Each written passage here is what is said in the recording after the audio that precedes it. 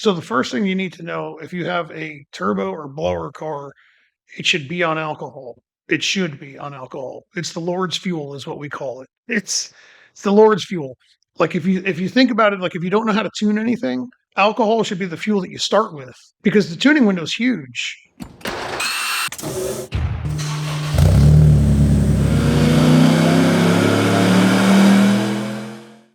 Welcome to the HPA Tuned In podcast. I'm Andre, your host, and in this episode, we're joined by Devin Vanderhoof from HCR Innovations in the US.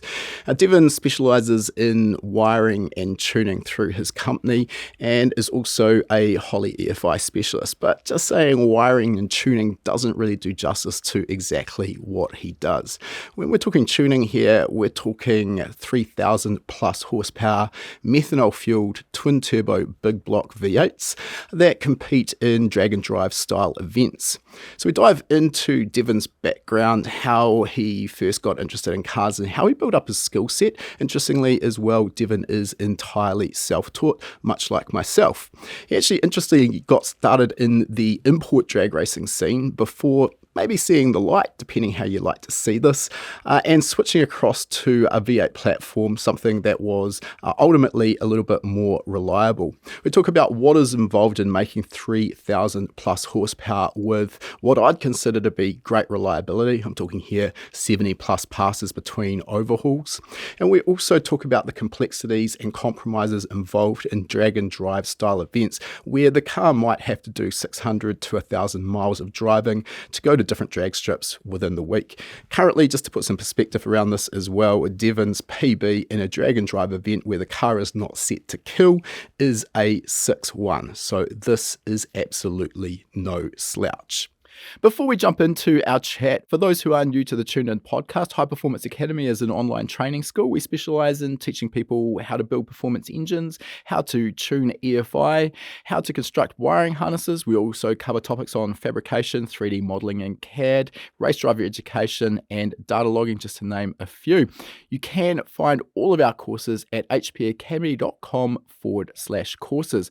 All of these courses are delivered in high-definition video modules that you can watch from anywhere in the world, provided you've got an internet connection.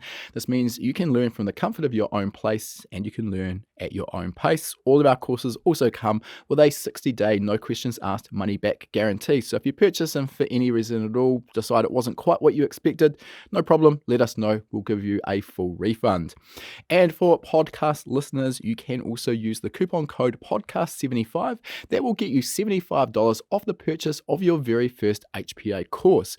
We'll put the coupon code in the show notes to make it nice and easy for you to find.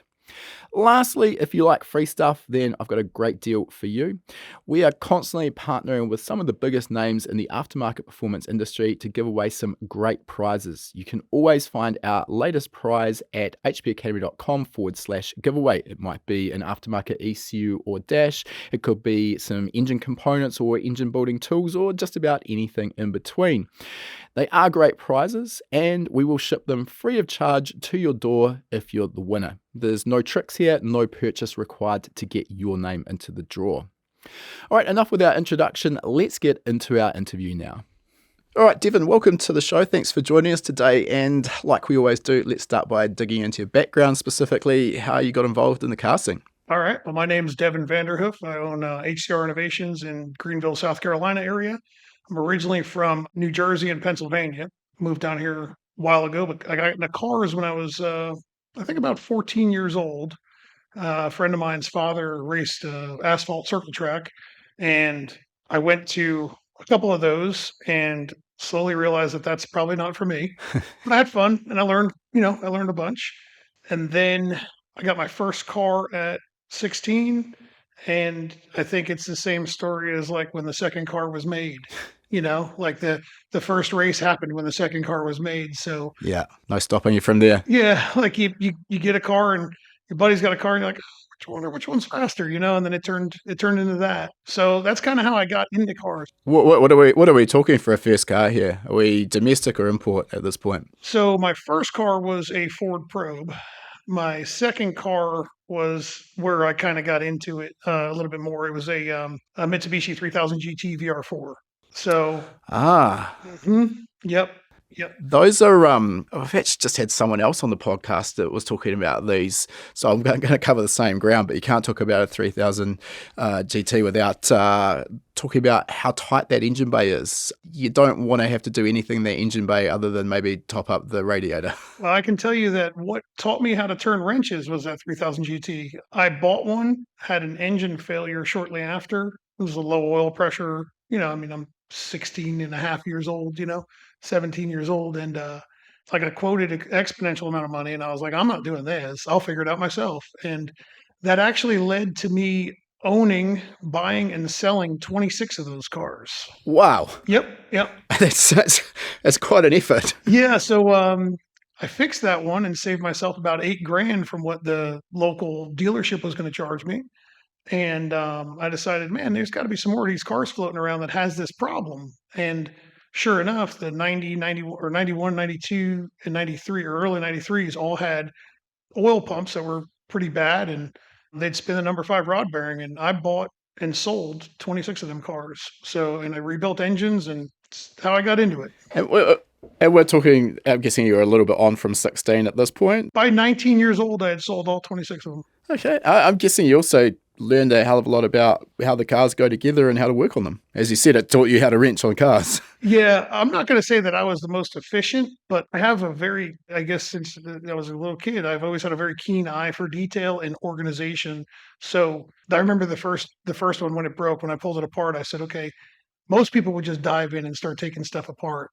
And instead, I decided to make sure that I got my hands on enough little organization containers so that all the bolts could go in the right thing and I could label them all, and I didn't want to miss anything. And pulling an engine out of that car probably wound up taking me 2 weeks or something because of how thorough I was. And that pays you back though on the other side when you put it back together. It really did. It's the same approach I always take to engine building.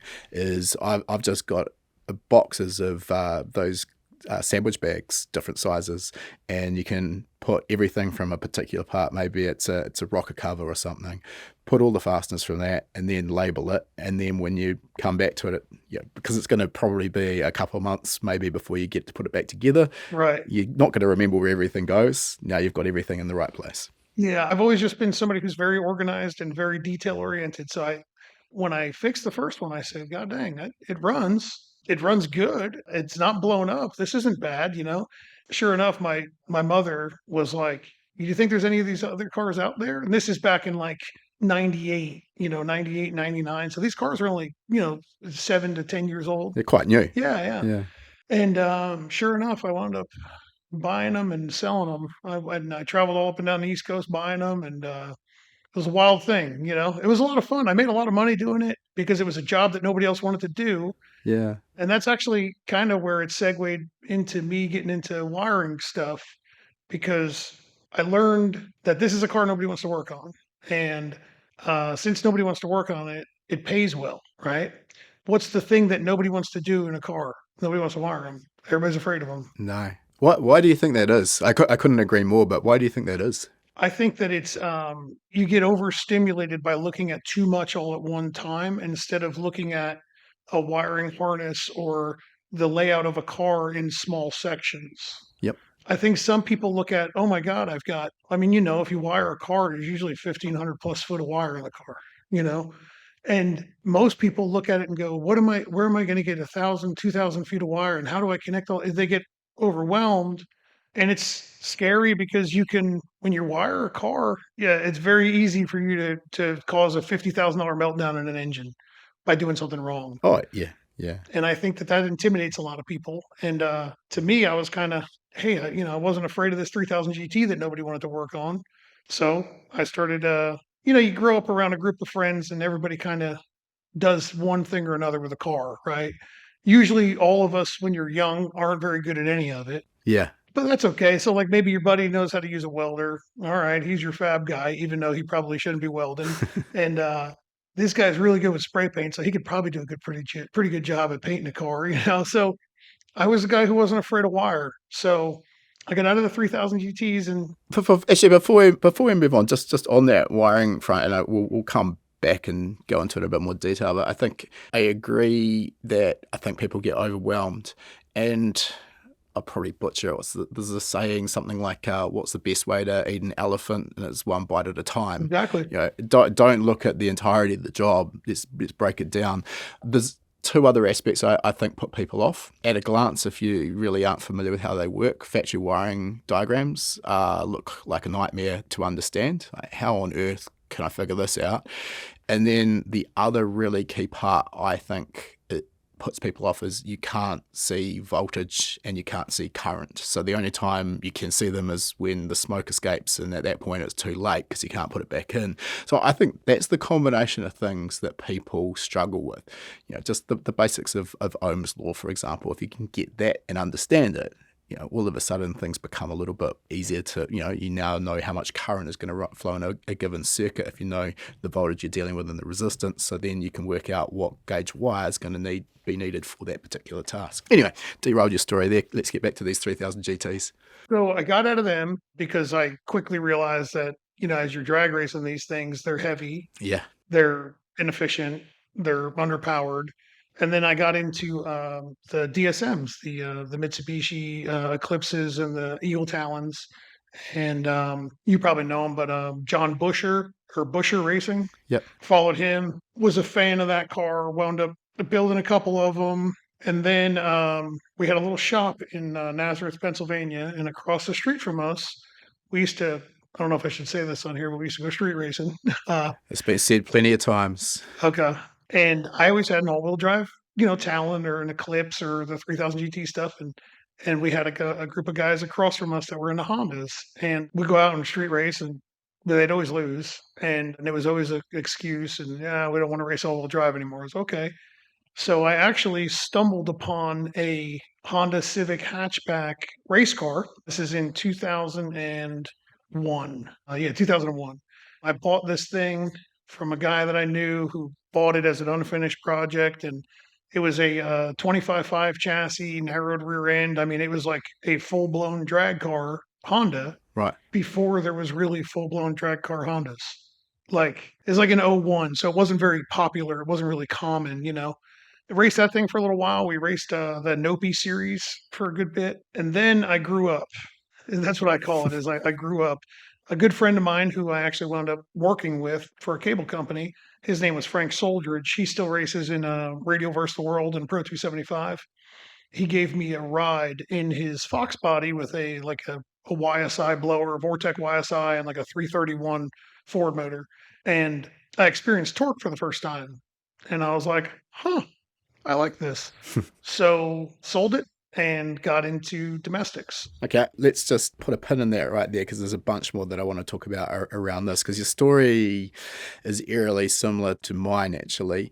I just haven't taken the next step because I'm about 1,000 miles away from New Zealand's most worthwhile drag strip, so it's just not practical to have anything that's actually a fast drag car these days. Before I start here, can you give us an idea, like how quick did you go in the DSM and then the Hondas? Honda was the fastest one of all the imports that I had, and I think like the best pass I got out of that car, it was at Maple Grove, and it went like 880 at 160. That's no joke. Yeah, and this is in I want to say this is in like '02. Obviously, everything's moved on significantly. Oh, yeah. Interestingly, now the fast Honda guys are going four-wheel drive, so everything sort of goes full circle. I think where I got to at the time I retired my drag car, and we retired that after we'd set the world record at 8 to 180 mile an hour.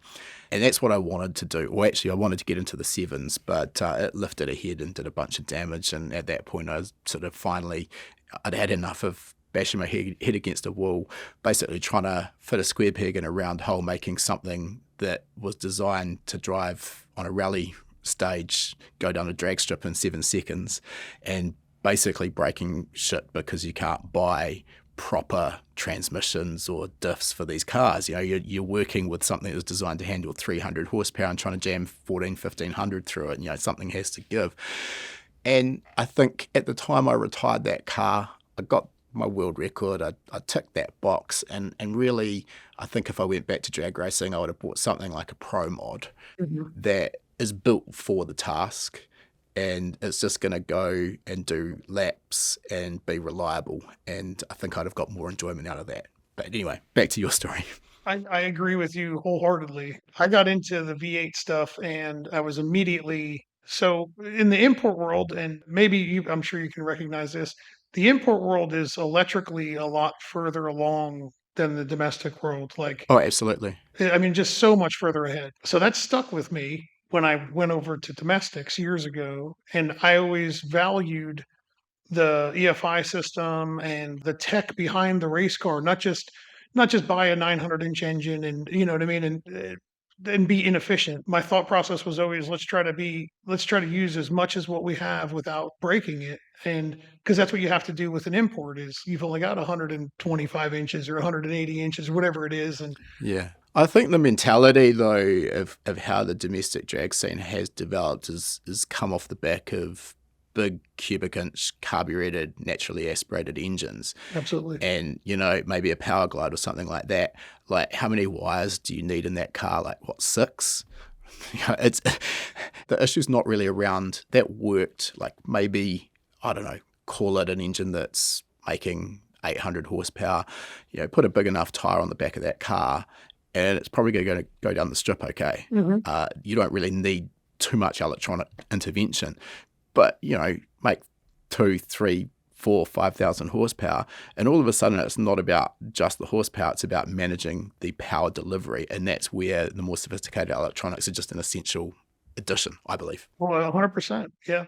I learned EFI on a Haltech E6K with that Honda. And then I switched it over to an AEM plug and play standalone or an AEM V1, whatever it was, those first AEM ECUs that came out. And then got into the domestic stuff as far as I went through a bunch of cars, but I bought a 93 Mustang convertible.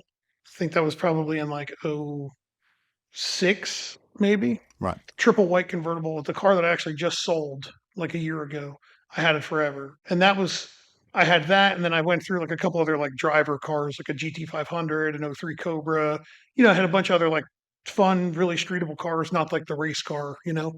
But I went through a bunch of different EFI systems. I went through, let's see, a classic fast Excel Gen 7 DFI, Big Stuff 3, Fast XFI. What else did we use? I've used, I can't even remember. It's been a long time ago. I've used a bunch of other stuff since then, but all the older stuff, you learn a little bit from each one of them.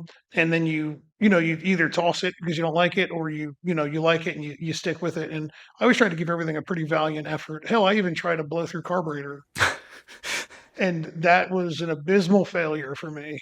That didn't work. Yeah, I feel like that's another square peg in a round hole sort of situation. Oh, yes, I know that it can be done, but it doesn't look like a whole lot of fun to me. No, I had no interest in it. It lasted for about 2 weeks with me. And then I pulled it all off, sold it, and switched the car back over to EFI. I guess a big question here is how did you actually teach yourself the skill set of tuning? Where did that sort of come from? So my buddy Frank Soldridge, he was racing Outlaw 10.5.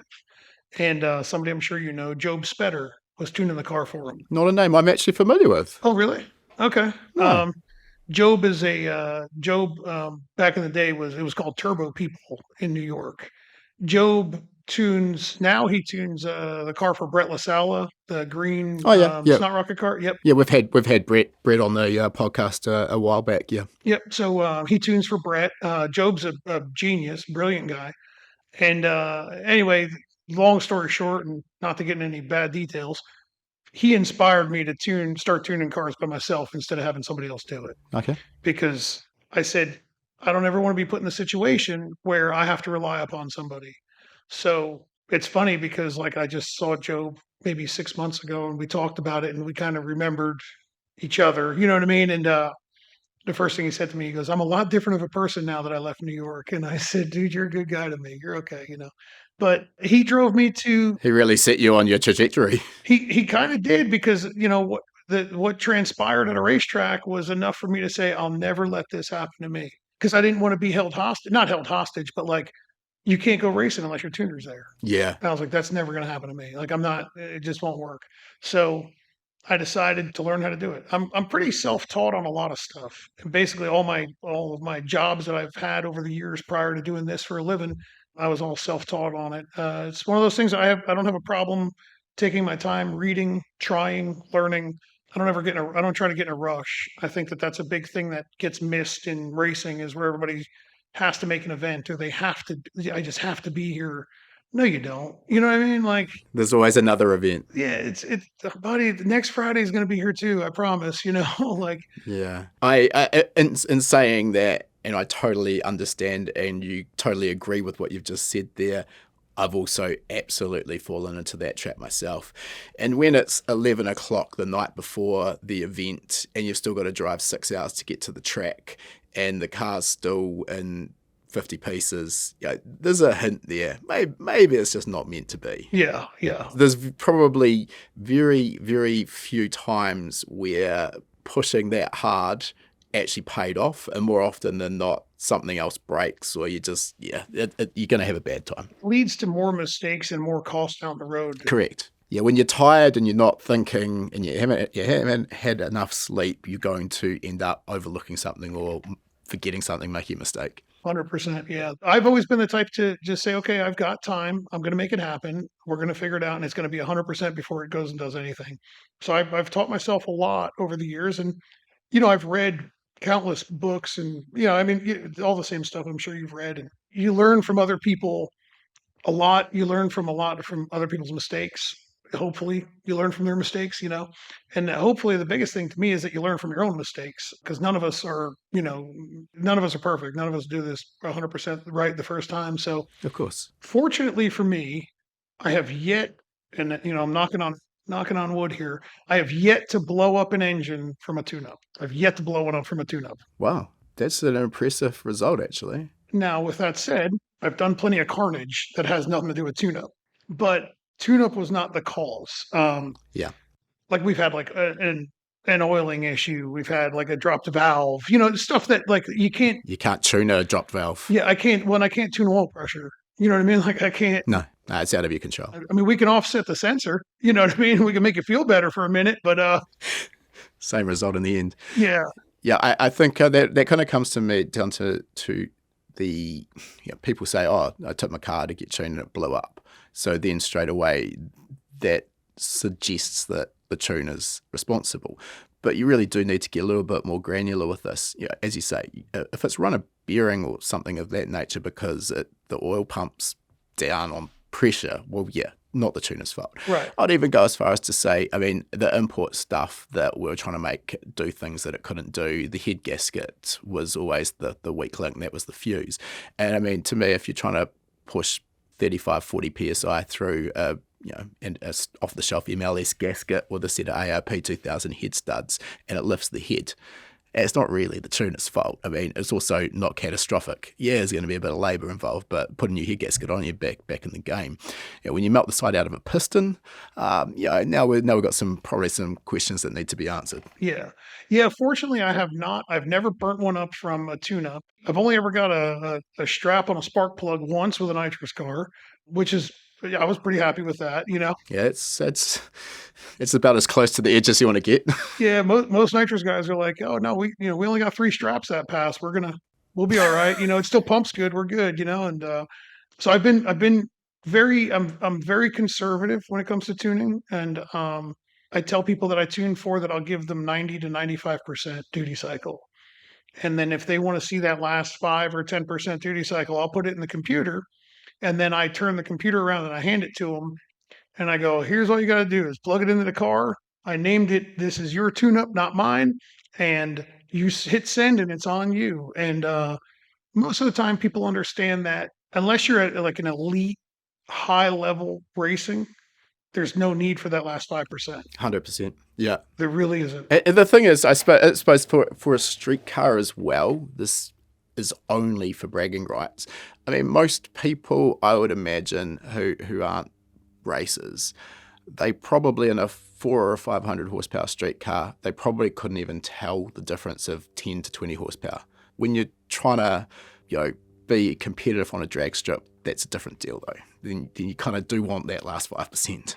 But you take the risk that comes along with that. Thing is that like a lot of times when you go chasing that last 5% in a competitive drag race, maybe you suck on the light that time. Yeah. Maybe. Yeah. So it didn't even matter. You know what I mean? Sure, you picked up 2 mile an hour. We picked up 3 numbers to the eighth, but was it even worth it? You still lost.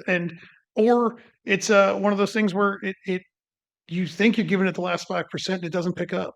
And you're like, oh, now we got hurt parts and it didn't go faster. Yeah. So it really that last 5% is always dependent upon the racer, the customer. If they're if we're in the finals and there's a lot of money on the line. I've tuned a lot of cars for grudge racers who gamble a lot of money, and it's funny. Most people would think there's so much money on the line, you got to be able to lean on this thing and be willing to blow it up. And a lot of the guys, not the nitrous guys, the nitrous guys want to blow them up. They don't care. But the turbo guys and the blower guys, they're like, no, just make sure this thing lives because we got to race it again tomorrow or the next week. And so usually that last 5% isn't usually needed. The internet has ruined a lot of that where people believe that if you don't have a street car that runs, 4 O's in the eighth or 390s in the eighth, it's not fast. It's like, no, no, 6 O's in the eighth is still a really fast car, so Well, I'd argue, though, as well, that the internet has ruined everything in the car scene because people are quoting, 2-litre 4 cylinders. If you don't have 1,000 horsepower, then why even bothering? The reality, though, and I've sort of just gone through this with a complete full circle in an Evo 9 street car build that we've got. We use it for doing some webinar content and course content. And I've got a 2.2 litre stroker engine that I built for it. It's a really nice engine, CNC ported head, a nice set of cams. Rotating assembly would probably be good for 800 wheel horsepower. And that was obviously the direction I was going with it. And over time, I thought, you know what, I'm just going to pull it back and we'll have something that makes, 500, maybe 550 at the wheels. It's actually going to be a faster street car because, if you take it to the extreme, my old drag car, the dyno sheet, you've overlaid that with just a tuned stock Evo. The only place that mine actually started to look good was at 7,000 RPM, at which point, in the stock Evo, you're changing gear. Yep. Would it be faster on a drag strip? Of course it would be, but around town... Yeah, it's pointless. Yeah, yeah. The internet has ruined a lot. A lot of the car scene has been ruined by the internet, in my belief.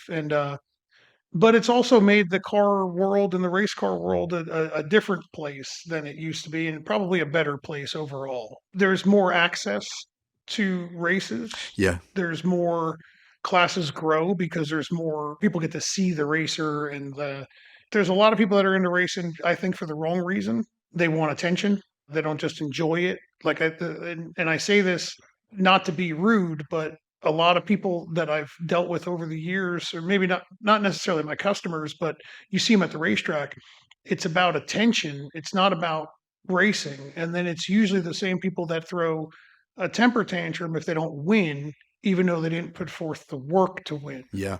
Yeah. And it's all because of social media. Social media has brought upon this this idea that if you lose a race, your life's over. It's so weird to me. It's very strange. People are more afraid to lose than they are afraid to race. And just doesn't really make sense to me. At the end of the day, it's just another sport. It happens to be an incredibly expensive one as well. So if you aren't enjoying it, why are you turning up? Yeah. If you're a fan of the podcast and you're interested in topics like engine tuning, automotive wiring, performance engine building, 3D modeling in CAD, or anything else in the high-performance industry, I have something that you might be interested in. Introducing the High Performance Academy VIP package. This package of courses gives you lifetime access to all of HPA's online training for one price. These courses cover everything from tuning and reflashing petrol and diesel engines, through to motorsport wiring, engine building, fabrication, design, car setup, and plenty more. Right now, you can get $500 off High Performance Academy's VIP package using the code PODCAST500 at checkout. Becoming a VIP means you'll never pay for another course again. You'll get instant access to all 40 plus courses we currently offer, plus every new course we ever release in the future.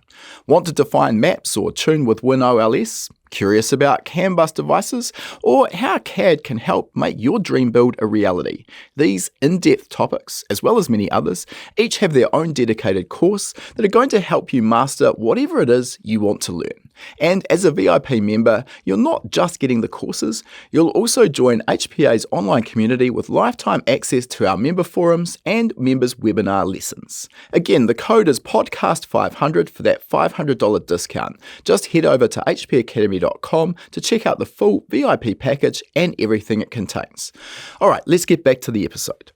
All right, let's dive into a bit of a breakdown on your Mustang, because we probably need to deal with this before we start getting into some of the more specifics of drag tuning. So yeah, give us a breakdown of the car. Okay, so it's a 19 Mustang GT350 shell. There's not much left of it. Still the stock roof and quarters. It's got all carbon parts on it. The carbon front end from Larry Jeffers, the doors, the deck lid. It is powered by a 557 cubic inch big block Chevrolet built by Par Racing Engines. It's all cast, so it's a cast Brodix block. Okay. Yeah, it's usually surprising for most people, but yeah, I would have assumed billet this day and age. Nope. It's a cast block. It's got a cast Brodix, the headhunter heads, like a 390cc headhunter head that Par Racing does. It's a Cali's Magnum crank, Ultra Magnum crank. It's not a billet crank. MGP aluminum rods and Wiseco pistons, coated by line to line, and APD rocker system, which is awesome. If you have a big block Chevrolet, look into them. Big block Chevrolets, you probably already know, but they use 3 different rockers. Yep. Not with APD, they use a single rocker. Okay. So for drag and drive, it's awesome because you can carry like 5 spare rockers and they'll fit on any intake or exhaust valve. Yeah, okay. Just actually, just before we move on from the block, in terms of cast versus billet these days, are there any real disadvantage in terms of strength? Obviously, it's aftermarket anyway. Is it just a weight deficit that you're sort of carrying around over billet alloy? I would love a billet block and billet head, but nobody makes a big block Chevrolet conventional stuff that holds water. Yeah, and that's, of course, the limiting factor for drag and drive. Yep, okay. Makes perfect sense. Yep. There's always a reason for these things. Yeah, so I mean, if somebody called me tomorrow and said, "Hey, I got you a billet block and heads," I'd be like, "All right, I'm on my way." Yeah. But actually, my engine builder, Par Racing Engines, is looking into building billet blocks and heads himself. He just bought some machinery to do it, and he's Brodix's number 2 dealer in the world behind Jegs. So he knows his way around a big block Chevrolet. Wait, I've just picked up a bit of a problem here. A big block Chev and a Ford Mustang. I assume that if you're a Ford guy, you're a Ford guy through and through, and no big block Chevs going near your car. Is this you a bit of a sort of irregularity in this one? I'll explain how this went down, actually. I was a small block Ford guy. I had a small block Ford forever. I had a radical small block Ford. It was an old K351 aluminum block, which are like the best small block Ford blocks out there for cast with water. And I had a set of Blue Thunder 4.3 heads on it. It was a great engine, but it was very radical and hard to get parts for. And we had an engine failure from an old engine builder, which I won't get into. And I brought it to Scott Duggins at Par Racing Engines to have him fix it. He does 99.9% big block Chevrolet. Okay. That's all they like to do. So I begged and pleaded with him to fix it. And he basically cursed at me and said, "I'll do it, but you have to get all the parts. I'm not looking for this crap." Whatever. I said, okay. So while he was fixing it, my best friend Josh Davis, him and I are the ones that race together. We do all these drag and drives together and stuff. He lives like 15 minutes from Par. So we're there, and he said, "The drag and drive stuff, we have to race against big block twin turbo combos. What are we doing? Like, what are you doing with this exotic small block Ford that costs more than a big block Chevrolet?" Yeah, it doesn't make any sense at that point, does it? No. And I said, "There's no way that big block Chevrolet is cheaper than this small block Ford." So I went up there one day, I think to bring him a set of $1,500 head studs. I think that's what I was doing. And I said, "Can you price me up a big block Chevrolet to drive on the road and hold 3,000 horsepower?" And he's like, "Yeah, no problem." So he calls me like a day or two later, and he's like, "I got this all written up." He's like, "We'll go over it next time you come up to drop off the oil pump or whatever I had to do." And he hands me a piece of paper, and I said, "Man, I need the whole engine." And he's like, that's it." And I said, "No, I need like heads and everything." Like, he's like, "Buddy, look it over. That's the whole engine." I was like, "There ain't no way this is the whole engine." And sure enough, I said, "If you're going to build me an engine like this this wasn't like, this was a base big block that would hold this kind of power. I said, "You got to build me an engine like this for like $38,000. Go ahead." That seems crazy cheap. Yeah, I know. He is very affordable and does a phenomenal job with a big block Chevrolet. And my engine and my car is proof in the pudding. Like, now that's no intake manifold. You're missing a couple odds and ends and whatnot, but Yeah, of course. that's all the hard parts that make that kind of power assembled by him. So I said, "There's no way you're going to do that." And he's like, "That's what it costs." And I was like, "No, there ain't no way." I said, "I'm going to call your bluff." And I said, "Build me one and I'll bring you a deposit." He says, "I don't need a deposit." I said, "You don't need a deposit?" He goes, "No." I said, "Why not?" He goes, "Because if you don't buy it, somebody else will." Yeah, I guess that's a good point, actually. I said, "Fair enough." And he's like, "No problem." I said, "Okay." So this is a funny story. I told him we're going to drive this thing on the road. And he says, "Okay, no problem." I said, "I'd really like to be involved in the cam selection. And you build engines, and this is a touchy subject with engine builders. And I'm not an engine builder, so I'm not like the cam guru. I wanted to have a little bit of input because I know what we need to survive on the road. So he said, "Just let me do the camshaft." I said, "Okay." So I got the engine, set it in the car, wired it, plumbed it, get it fired up. It's pulling like, I don't know, an inch and a half of vacuum at idle. And I'm like, "This isn't going to work." So I called him. I said, "We got to change this camshaft." He said, "You already ran it?" I said, "Yeah." He goes, "How'd it run?" I said, "Well, it only pulls an inch and a half of vacuum." He says, "What does that mean?" So I'm going to drive this thing on the road. And he's like, "No, you're not." And I said, "I'm not kidding. I'm going to drive this thing on the road." He's like, "There ain't no way." I said, "I promise you we're going to drive it." Scott was amazing. He said, "All right, if you really want like a milder camshaft." So he took care of it. I brought him the engine. He refunded me for the first camshaft. Like, he's an amazing guy. You know what I mean? He's like, "I'm sorry. I should have listened." It's impressive. I said, "I should have listened." That's what he said. So we put the big block in it. We did a first drag and drive. We had 75 passes on it and probably about 1,500 miles. And I brought it back to him probably 6 months after I got the engine. And he's like, "What are you doing?" I said, "We got to refresh it." He goes, "No, we don't. You've only had this thing for 6 months." He said, "It's got 70." I said, "It has 70 passes on it." He goes, "Yeah, just keep running it." I said, "It's got 1,500 street miles." And he thought his head was going to snap off. He's like, "What?" I said, "Yeah." He goes, "You seriously drove?" I said, "Yeah, pulling a trailer. Got about 1,500 miles on it." He's like, He really was struggling to get his head around the drive part of the drag and drive. "Well, the drag and drive stuff was totally new to him. The majority of what he built prior to meeting me was PDRA and like IHRA and NHRA top sportsman and top dragster engines. So that's his big thing. Yeah, okay. Yeah, I can imagine it taking a bit to come around to. In terms of, there's a bunch of things I want to dig into here. So first of all, I believe you said alloy rods. It would make sense at the power level you're at. Yep. Okay. What's the sort of lifespan in terms of passes before you have to swap those out?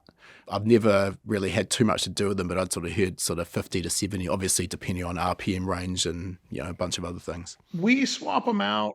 We swap them out usually somewhere in the neighborhood of like 70 to 80 runs. Really, the way I look at it is like if we do 2 drag and drives and we do a bunch of testing, I just swap them out. Cheap insurance. Yeah, just exactly. They're less than $2,000 or $1,800 or something, like $1,500 for a set of rods. Cheaper than finding out that they're only good for 82 passes. Exactly, yeah. But the first set that we pulled out had 70 runs and 1,500 miles on it. And I asked him, I said, "Do you deal with MGP at all? Like, will they section these rods and like look and see if there was anything like?" Are they close to failing? Yeah. And sure enough, we sent them back to MGP.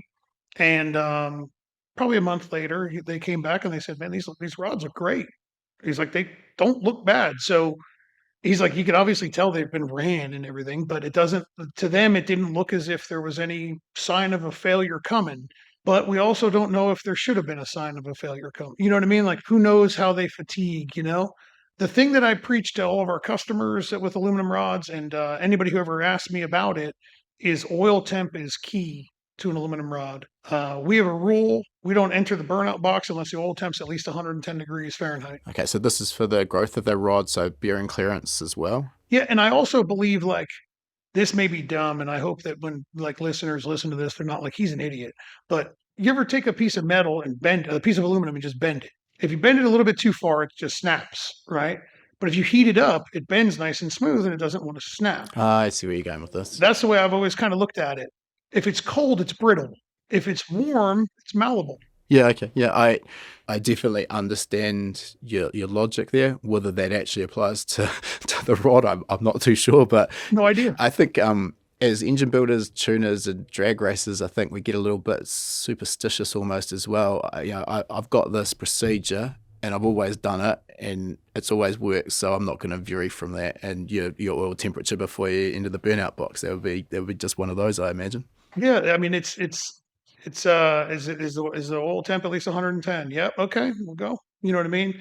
And oil temp, like having an engine at 100 degrees, 110 degrees Fahrenheit oil temp isn't hurting anything. No. You know what I mean? It's not a negative. It can only be a positive. So that's kind of the road we live by is like 110-degree Fahrenheit oil temp, and then you go into the burnout box. And we've never had a failure. We've never had a problem with a rod. We've never Every time you pull the engine apart, it always looks great. The bearings look great. At first we had a little bit of a main cap movement, but then Scott got, I think it's P1 Manufacturing. I think that's who it is. Make a set of like heavy duty main studs for it, and a little bit better than what we were using. And now the main bearings look perfect. The main caps don't move around. That was a big improvement, but we're still at that limitation of like it's cast, so it's eventually something's going to let go if we keep pushing it. But it's overall been a fantastic engine. The 1,500 miles of street driving for these events, how much sort of wear and tear does that actually put on an engine? I guess what I'm getting at is it even relevant? Obviously, as long as you need a cooling system to keep the thing under control. But I mean, in comparison to making 3,200 horsepower and doing 6-second passes, is it even on the radar? I think the biggest concern is valve train. Oh yeah, that's fair, of course. Yeah, I think the biggest concern is valve train when it comes to driving it on the road. We went through a couple different. Well, we started off with like one brand of rockers.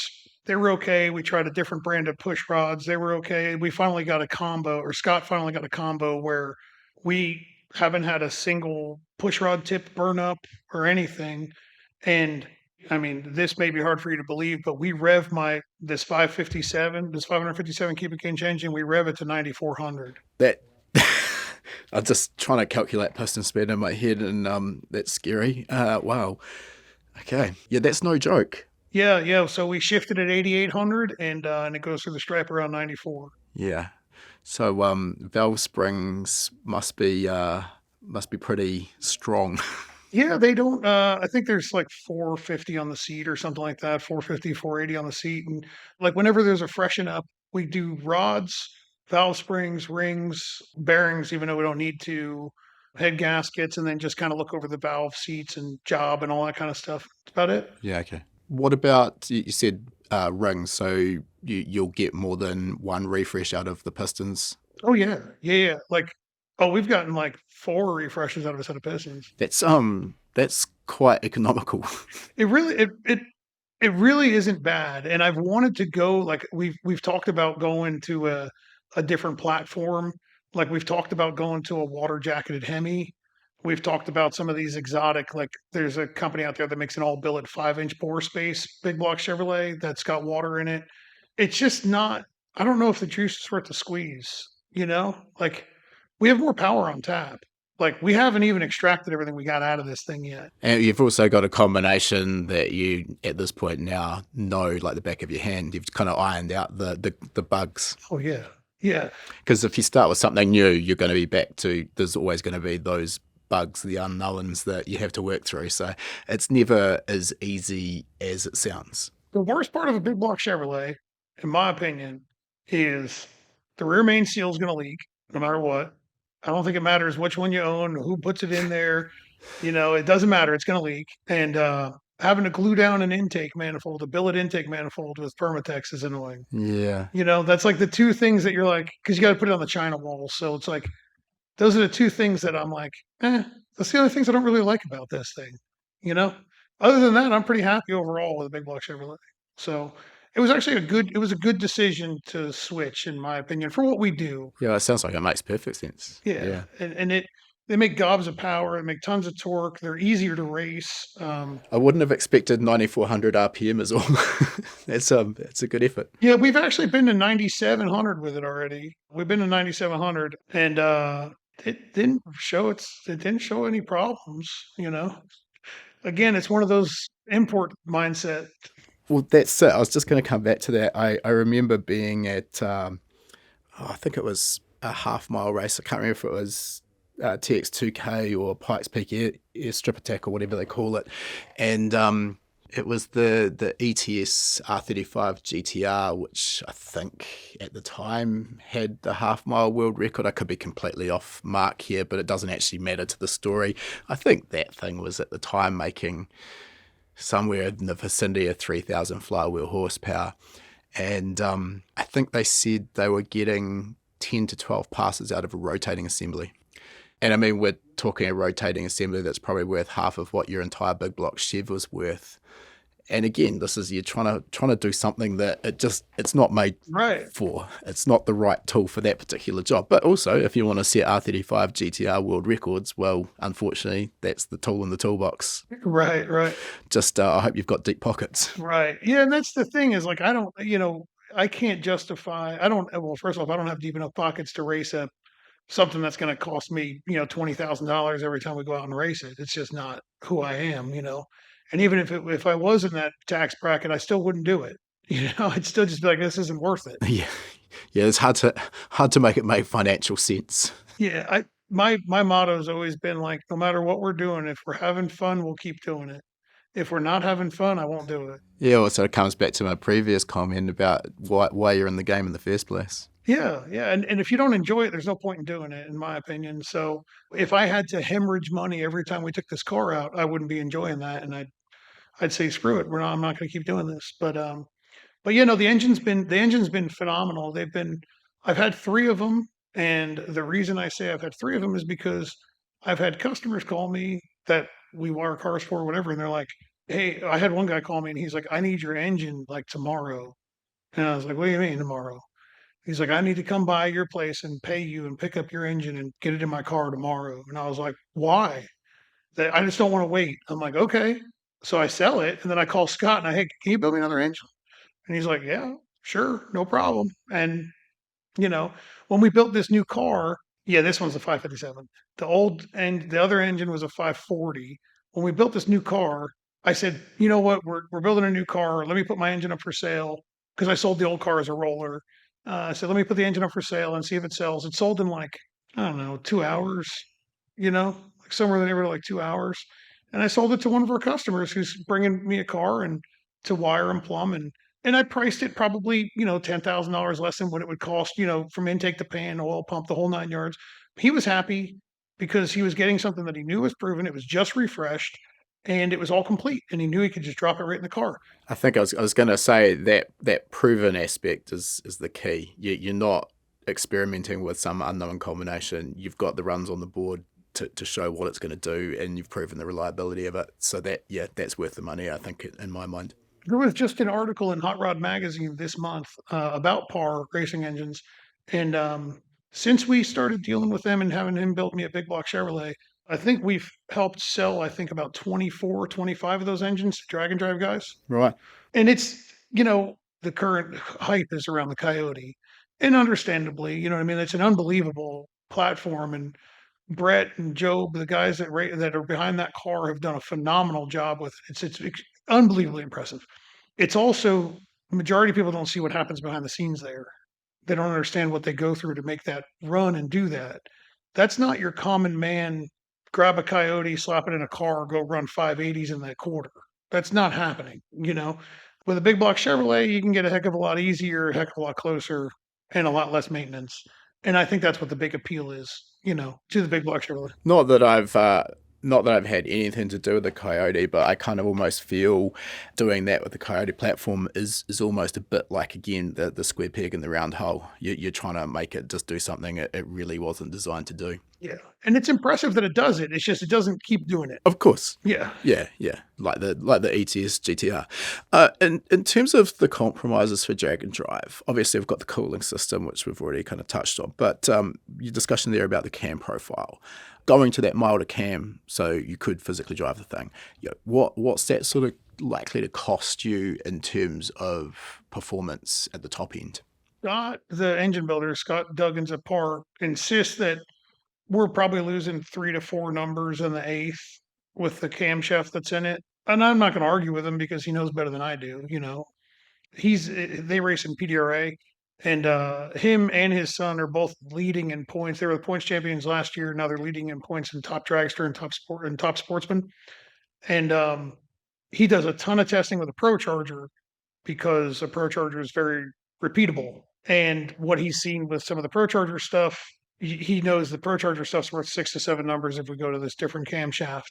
And he feels as if we're down 3 to 4 numbers in the eighth, which I know some people say, well, it's only 3 to 4 numbers. It's like, well, when you're going as fast as we're going, 3 to 4 numbers would be pretty sweet.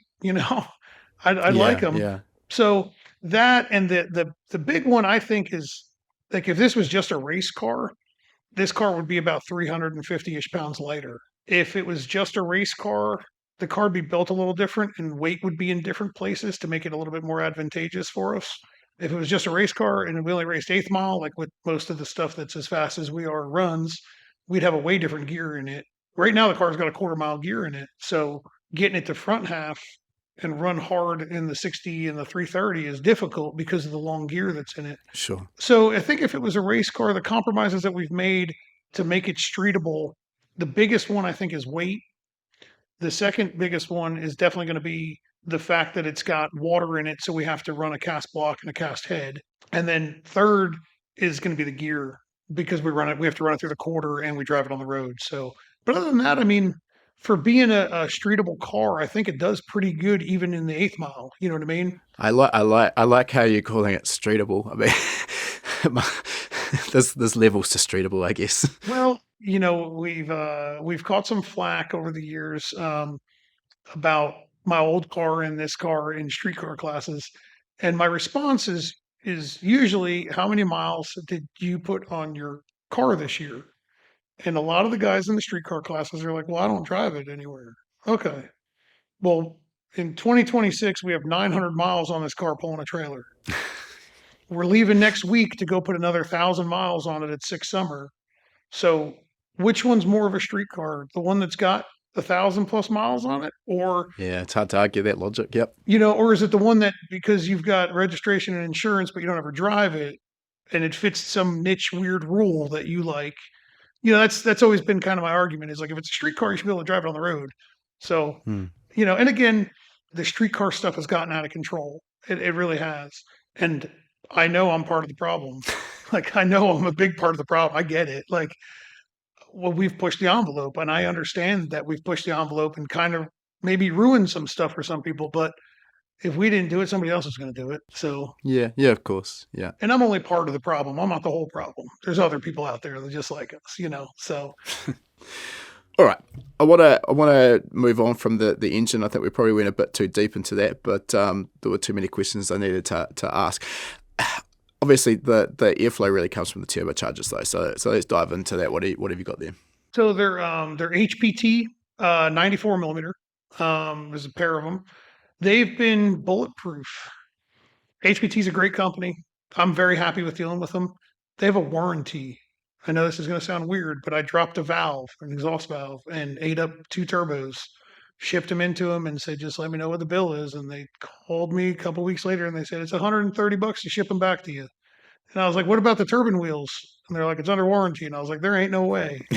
I couldn't believe it. I swear to you, I wish I was making it up, but they're under warranty. That's insane. There wouldn't be too many companies offering that sort of service. It's definitely a dropped valve is not the fault of the turbocharger. Well, they 100% knew what it was, but they're 2-year, no questions asked warranty on their stuff. So the HPT is Harry Haruska. He started Precision Turbo. Oh, you know him. Okay. So great company to deal with. I'm happy with them. The turbos are big.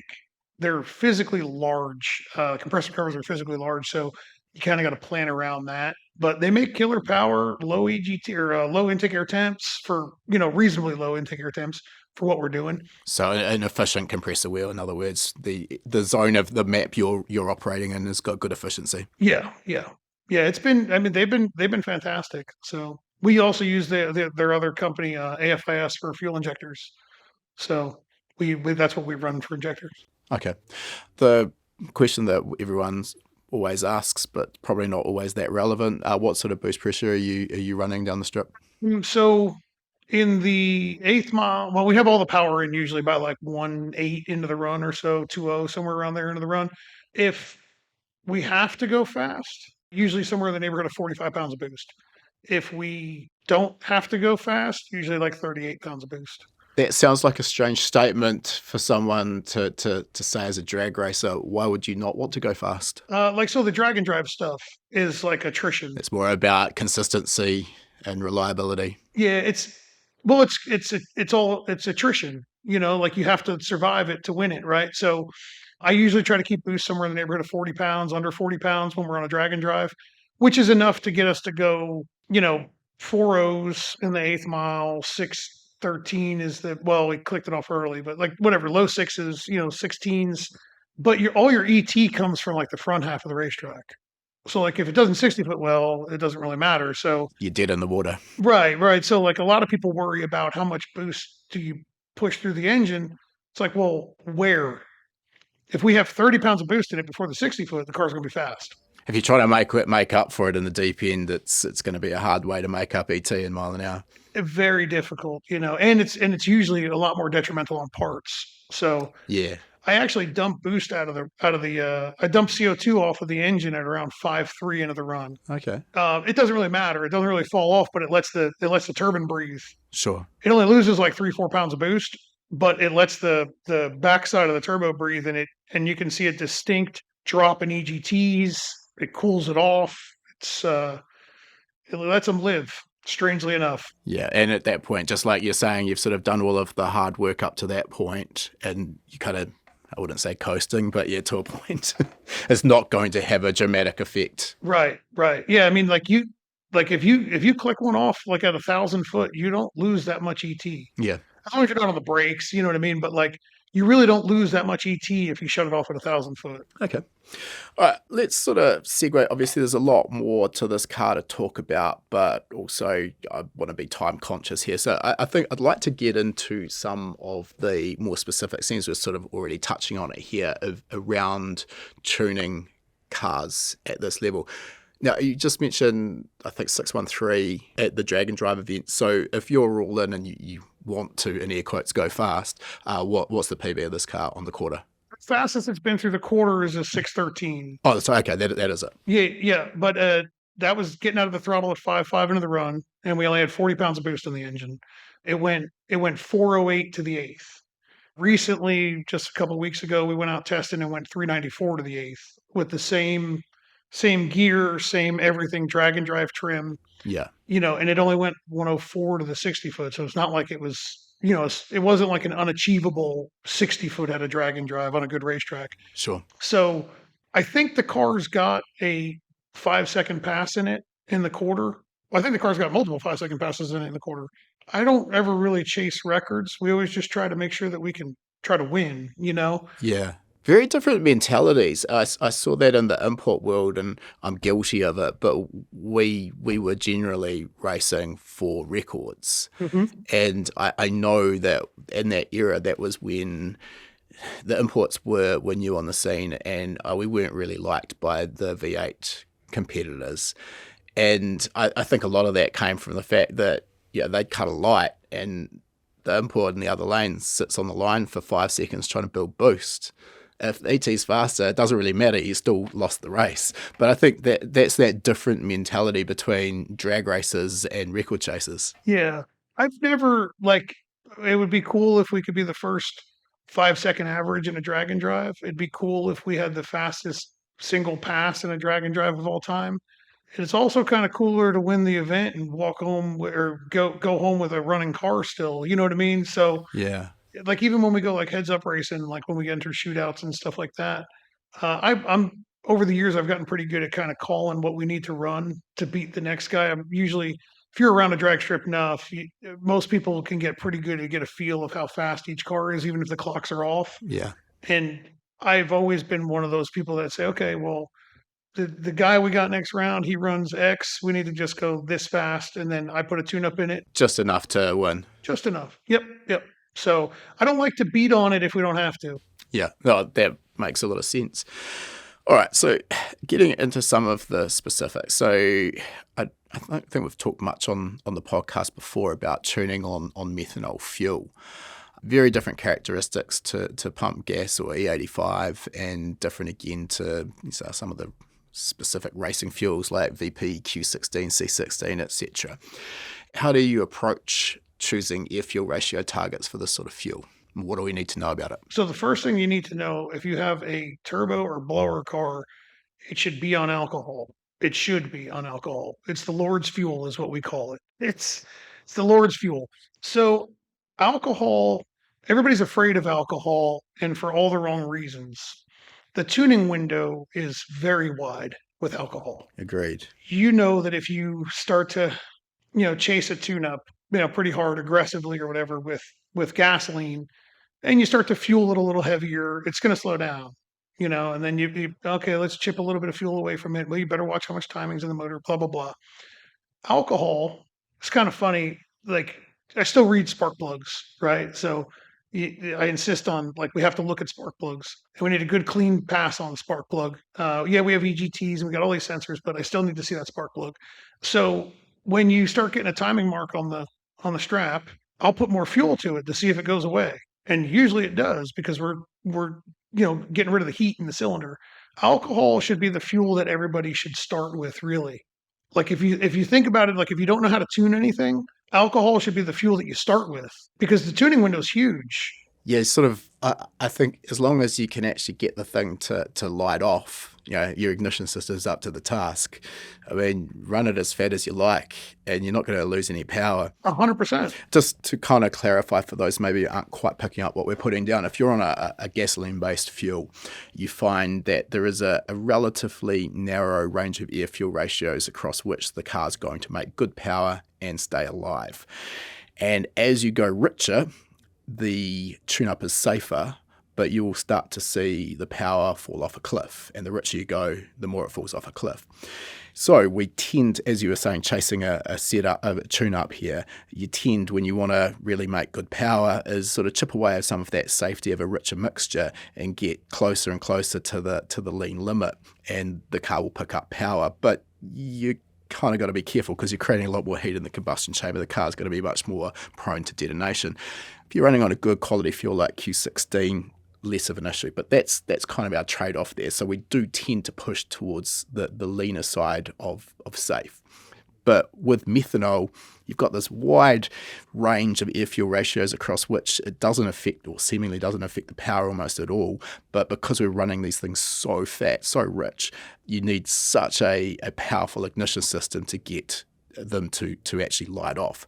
So then I probably fell into it. It didn't end up burning up any engines as a result, but I did apply the gasoline tuning philosophy to methanol and was always trying to go leaner and leaner. And then I found out, fortunately not the hard way, or I learned that not necessary. Just put in a bunch of fuel, keep it nice and rich, keep it nice and cool, and the engine's going to run great. It's going to make great power, and the car's going to be reliable. So when I talked with somebody, whenever I talk with somebody, like a customer or like students in like the classes that we teach, I tell them, like, if you're new to alcohol, because like we teach a class that's specific to alcohol, right?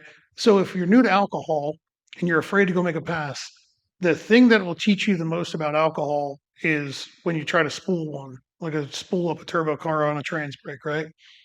You try to spool it at, say, 4 or 5 air fuel, and it takes X amount of time to get to the rev limiter, right? I don't care about, like, once it gets to the rev limiter, who cares? We're talking about how much torque can we make to get past through that torque converter. And I kind of use I use a torque converter like an engine dyno. You know what I mean? Like, if we can get the engine to flash higher on the initial stab of the throttle, we've created more torque.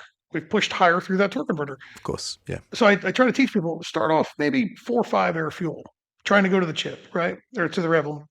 And then put it at 4.0 air fuel, which is a huge swing, right? When you look at pounds per hour of how much fuel flows actually change, it's huge, right? It's massive. It's bigger than most people's injectors. You know what I mean? Like, you're swinging 150 or 200 pounds sometimes just going from 4.5 to 4.0. And look at how fast it takes for it to light off. And you'd be surprised, it may light off even faster at 4.0 than it does at 4.5.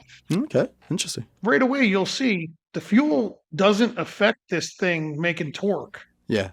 It just doesn't affect it as much as gasoline. Now, if you did that with gasoline, and let's say you Say you try to, okay, I'm going to stab this thing on the throttle on the trans brake and try to go to like say 13.2 air fuel, which is usually a pretty leaner side of the startup, like where you're trying to zero vac, trying to get the engine to flash into the converter. 13.2, and then you move it to 12.8, maybe you see, or 12.9 or so, 13.0, you see a little bit of improvement. You go to 12.6 and now it falls on its face. You go, whoa, what happened here? Really sensitive to AFR. Yeah, extremely sensitive. Probably also something I'll just chuck in here for those who aren't aware. So the reason we're talking about air fuel ratios that are so rich, 4045, is because the stoic air fuel ratio of methanol is very different to pump gasoline. Pump gas 14.7 with 6.4 to 1 for methanol. So we're sort of, in round terms, we need over double the fuel. If we go from a gasoline setup to a methanol setup, we need more than double. I usually use around 2.5 times the fuel flow to make the same horsepower. But also, the other properties of methanol, which work in our favour there as well, is its latent heat of vaporization is so high, combined with the fact we're using over double the amount. That's what pulls a lot of heat out of the combustion charge as it goes to that phase change from liquid to vapour. So hence, a lot of turbo and blow-on cars that run on methanol don't use intercoolers, right, which is a nice segue into your experience and take on that side of tuning methanol turbo cars. So there's a reason why most racing organizations outlaw the intercooler on an alcohol car, and that's because they make more power. And the reason, in my experience, in my opinion, when you have a methanol intercooled combination, you can run the engine a lot leaner and a lot more timing in it, which in turn makes the engine a lot happier, makes more torque, because the air charge isn't 500 degrees. It's 100 degrees. So the air is more dense, there's more dense air in the cylinder, and it makes the whole engine more efficient. There's a trade-off with it. One, most sanctioning race organizations outlaw the intercooler with methanol. So if you're in something that doesn't have any rules and you need to put front end weight on the car anyway, put an intercooler in it. It's worth it. If you are going to race any type of organization that's going to have the rule for it, you can. So when we were talking, just to kind of go back a second here, we're talking about those air fuel ratios. That's based on my personal car, and almost every car I do with alcohol that doesn't have an intercooler. At full tilt, wide open throttle, 40 pounds of boost, it's usually somewhere in the neighborhood of about 3.2 to 3.4 air fuel. Yep. With no intercooler. With an intercooler, we'd probably be somewhere in the neighborhood of 3.8 to 4.1. And you can be substantially leaner and make more power because the air is colder. So you don't need that much fuel there to cool it off in the cylinder. The intercooler is worth a good bit of power, but they're not legal in most races. And there's also the weight trade-off, so. Yes. Well, and complexity. Yeah. Because for aerodynamic purposes, you're not running an air-to-air intercooler. It's ice water to air, so you've got to have a pump or a tank, and there's a lot of moving parts there. The reason I got into alcohol years ago is because I had my last straw at a race. I'll tell you this funny story. I bought 300 pounds of ice like I normally did when I raced the car on C16 and an intercooler, and I stopped by the ice shack and picked up 300 pounds of ice. Get to the racetrack, make 2 test hits, everything's fine. I red light first round. I got 250 pounds of ice sitting here that I just had to schlep all over the place and carry these big coolers. And I was like, I hate this. I'm so sick of this. I'm getting rid of C16. I'm going to alcohol. I switched the car over to alcohol, and I was so mad at myself for not doing it years ago. And it's been, if it's a turbo or blower combo, in my opinion, it should be on alcohol. If you're drag racing, if you're hardcore drag racing. Oh, it makes sense. Yeah. Of course, for the drag and drive, that creates a bit more complexity because you're obviously not going to do 1,500 miles on methanol. So then you have to have dual fuel systems and switch over the tune-up and swap it back to a pump gas. But that's probably not a topic that we need to go any further into. While you were just talking there as well, I just did the very basic, simple math in my head, and 3.2 AFR on methanol with a 6.4 stoic air fuel ratio, of course, is 0.5 if you want to work on the lambda scale. And I mean, if we compare that to even a conservative lambda number that we might use on a turbocharged car on a good race gasoline, you might be 0.75. So we're massively rich. Yeah, and it's the fuel demand that the engine needs, like, that's where the big problem lies, is, like, how big the injectors have to be, how big the fuel pump has to be, all the lines, the filter, the regulator, everything's gotta be huge. But in the end, it's worthwhile to do, in my opinion. Yep. No, couldn't agree more. In terms of other tuning inputs, you've got air fuel ratio. Obviously, we've just talked about EGT. You touched on that briefly. This is something that's often used for individual cylinder tuning, but also, do you kind of have a maximum EGT that you know that if you go above this point, you're going to start burning stuff up? And I'm guessing that was where you're referencing pulling some dome pressure out in the deep end as well. Yeah, so EGTs can be liars too, right? So, like, EGTs can lie to you. Like, my car through the quarter, it goes through the quarter at about 1,500-degree EGT, and people go, "Oh my god, that's gonna burn up. You can't have EGTs over 1,100 on alcohol." And it's like, well, on a blower combo, they're usually about 800 because there's no restriction in the exhaust, so you don't get any pressure built up on the backside of it. The other thing with alcohol, if you overfuel them, right? If you put too much fuel in them, like what we do, right? We put too much fuel in them. When the exhaust valve opens, there's still a fire, and the fire keeps on burning across that EGT probe. If they're under timed, they raise EGTs. So overfueled under timed, safer tune-up, higher EGT number. So you kind of have to figure out what side of that mountain you're on. Do you have high EGTs because you're under timed and overfueled, or do you have high EGTs because you're on the limit? I don't like to see over 1,500 degrees on alcohol, whether it be over time or under timed and overfueled, or you're really leaning on it. That's in a turbo application. In a blower application, typically you don't want to see somewhere over 1150 or so. That's usually kind of where I'm like, okay, we're getting hot. But it should definitely show up in the spark plug well before you get there. And then once your tune-up's nailed down, you kind of don't ever have to mess with it. You know what I mean? You don't really ever have to go chasing fueling. Obviously once the fuel map's done and right for the combination, and you have corrections built in based off of maybe ambient changes like weather station data, or coolant temp or air temp or whatever it may be, as long as you have that stuff built into the tune-up. Like, I've so many cars on alcohol, I've put a degree of timing in them, and you watch the EGT come down by like 75 degrees, and they go, how did that happen? It's like, well, it's because we burnt it in the cylinder instead of in front of the probe you know Well, I think people don't understand all the different levers that are available to pull that will affect EGT, and the air fuel ratio is just one of them. On top of that, it's not just the timing as well. I found there were differences between the reading of a exposed tip and an enclosed tip K-type EGT sensor, but the problem is the exposed ones I found reacted quicker. They read higher, but you couldn't hold them together in a turbo car, so it didn't really matter. So you have to end up running the enclosed or encased tip. Yep. The other aspect is how far away from the exhaust valve have you mounted the sensor? Is it sitting on the edge of the header, or is it in the center? All of these factors. So and you just have to. I guess the problem is everyone's looking for a magic number that they can stick to, and they're going to know they're going to be safe. But unfortunately, that I don't think really exists. There's ranges, and then, as you say, you kind of have to understand what that number is telling you about your specific setup. And that's why, like, what I like to do with EGTs is I'll read a plug. I'll look at the plugs and I'll go, okay, like if I'm just looking at one cylinder, I'll look at the plug and I'll say, okay, this plug, like on alcohol, a lot of times we'll pull the plugs out of a motor and they look like you could return them to the store like brand new. Like, you don't like, it's hard for a lot of people to grasp, but like we can make a deep 6 second pass, pull out the spark plug, and I could return them to O'Reilly's or Advanced Auto Parts if I wanted to, and be like, no, these are the wrong plugs. I need something different. Oh, you never even ran them. Okay, see you later. But we just made 3,200 horsepower with a plug that looks brand new. So I like to reference the plug, and then I go, okay, this is what this plug looks like at this EGT. Take a note. Now you've got two pieces of data together. Right. So now maybe it's like, okay, this plug looks brand new. We need to get after this tune-up a little bit.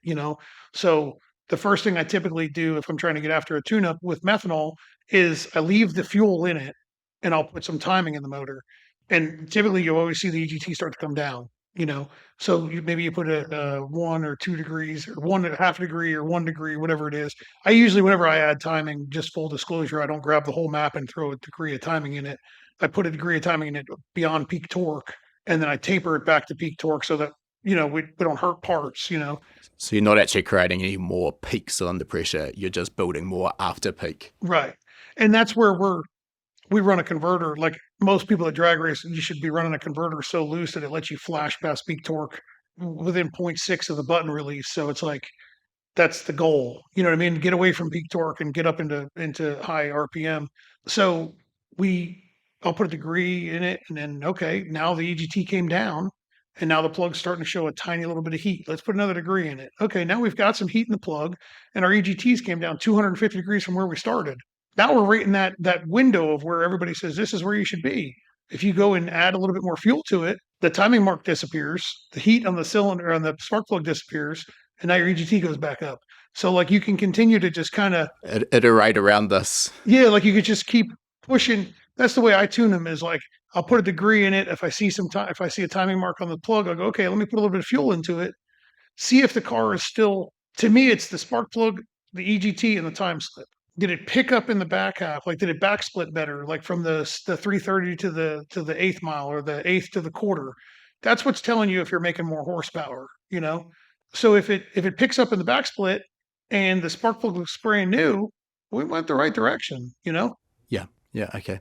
This kind of, you've really answered this question already, but dyno tuning for engines at this sort of power level, what's your approach to this? So it'd be hard for most people to believe, but my personal car has never been on a dyno, right? Except, well, I worked on the drivability a little bit of my dyno like a week before we did sick week. So like things you'd never do for a drag car normally. No. I mean, like I was worried about getting heat out of the engine bay, and I wanted to work on the pump gas tune-up. Like I'd intentionally tuned the car on pump gas on 87 octane because, like, why not? And it's cheaper. So I played with spark plug heat ranges on the dyno with pump gas to like see what would get the most heat out of the engine, out of the engine bay. And interestingly enough, a number 6 plug is the winner. You know what I mean? So you run a pretty hot plug on pump gas, and then we run a really cold plug on alcohol.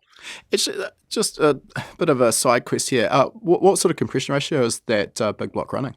It's 10.4 to 1. Okay, yeah. Perfectly safe, obviously, for methanol fuel because of all of its properties. Probably still just fine with 87 octane because I'm guessing you're not really leaning into almost any boost on this on the street. No, so you'd probably hate being stuck behind us on the road. We don't go over 55 miles an hour, and not because of the engine or heat or any of that, but because the car is a race car that we drive on the street, and we pull a 1,700-pound trailer with it.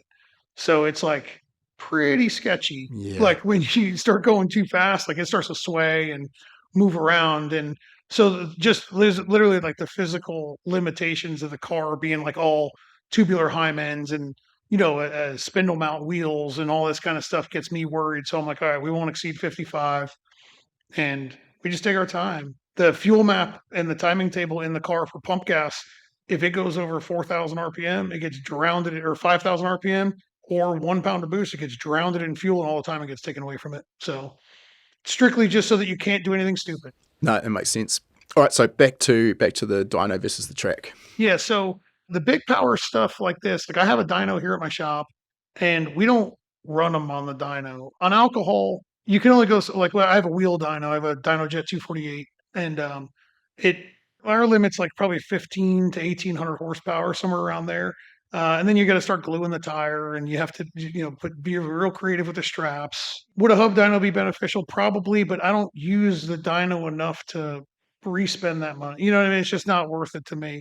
We don't ever really put the big power alcohol cars on the dyno. The reason being is when you have a big power car like that, no matter the fuel, the first thing you do isn't go out and try to go 360s to the eighth or something. You know what I mean? Or whatever. Like you're not trying to go 200 mile an hour to the eighth on the first rip. You have to creep up on it. And hell, the first pass everybody should be making with a brand new car is a burnout. And then pull it back over to the pits and go over it, make sure nothing came loose, nothing did anything stupid, you know what I mean? And then after that, maybe you go to the 60 foot slowly, make sure the brakes work, make sure it's, the drive shaft didn't come out, So what I typically do is I build a VE table for the engine combo that we have based around the information I'm given by the customer.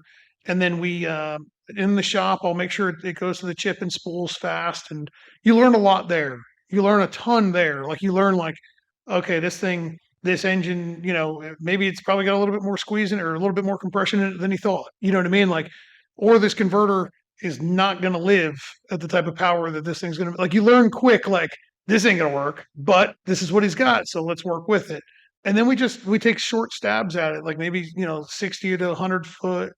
And then we slowly creep up in power. And honestly, if you were looking at it from just a physical abuse of the engine and car standpoint, you shouldn't go past 100 foot until you go to the 60 foot you want.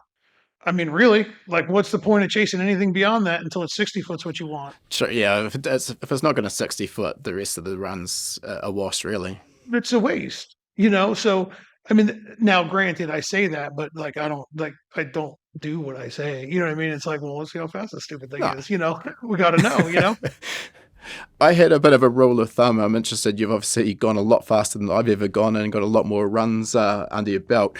I always sort of worked on the principle that a tenth to the 60 foot was going to be about 2/10 at the quarter. Is that still work out about right? It'll be 2/10 in the eighth. 2/10 in the eighth. Okay. Yeah, if it's a turbo car, it'll usually be 2.5 tenths in the quarter. Okay.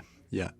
So that is just why I say that is just to kind of give non-drag racers a bit of an understanding of how important getting the car to 60 foot is. Yeah, I mean, it doesn't matter how much power. In the movies, everybody shows you driving around somebody in the back half of the racetrack, but I've had people tell me well, if we were, when we raced nothing but eighth mile, they'd say, well, if you race quarter mile, I'd drive right around you, and it's no, go 190 to the eighth, do 190 to the quarter.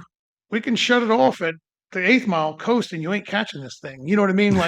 Getting that mass to move that fast, that early is what wins races. So the faster you get the G meter up, the better. The longer you can hold the G meter up, the better. And if you're real gradual with that and you try to leg out that acceleration, you're never going to win the race. It's got to be fast from home. It's again hard to pull it back in that back half. Yep. Okay, let's move on, and I want to talk a little bit, seeing as you've just mentioned, we've talked about 60 foot and the importance of it. The launch strategy obviously is critical to getting the car to 60 foot. Can you explain what sort of techniques you are using? Yeah.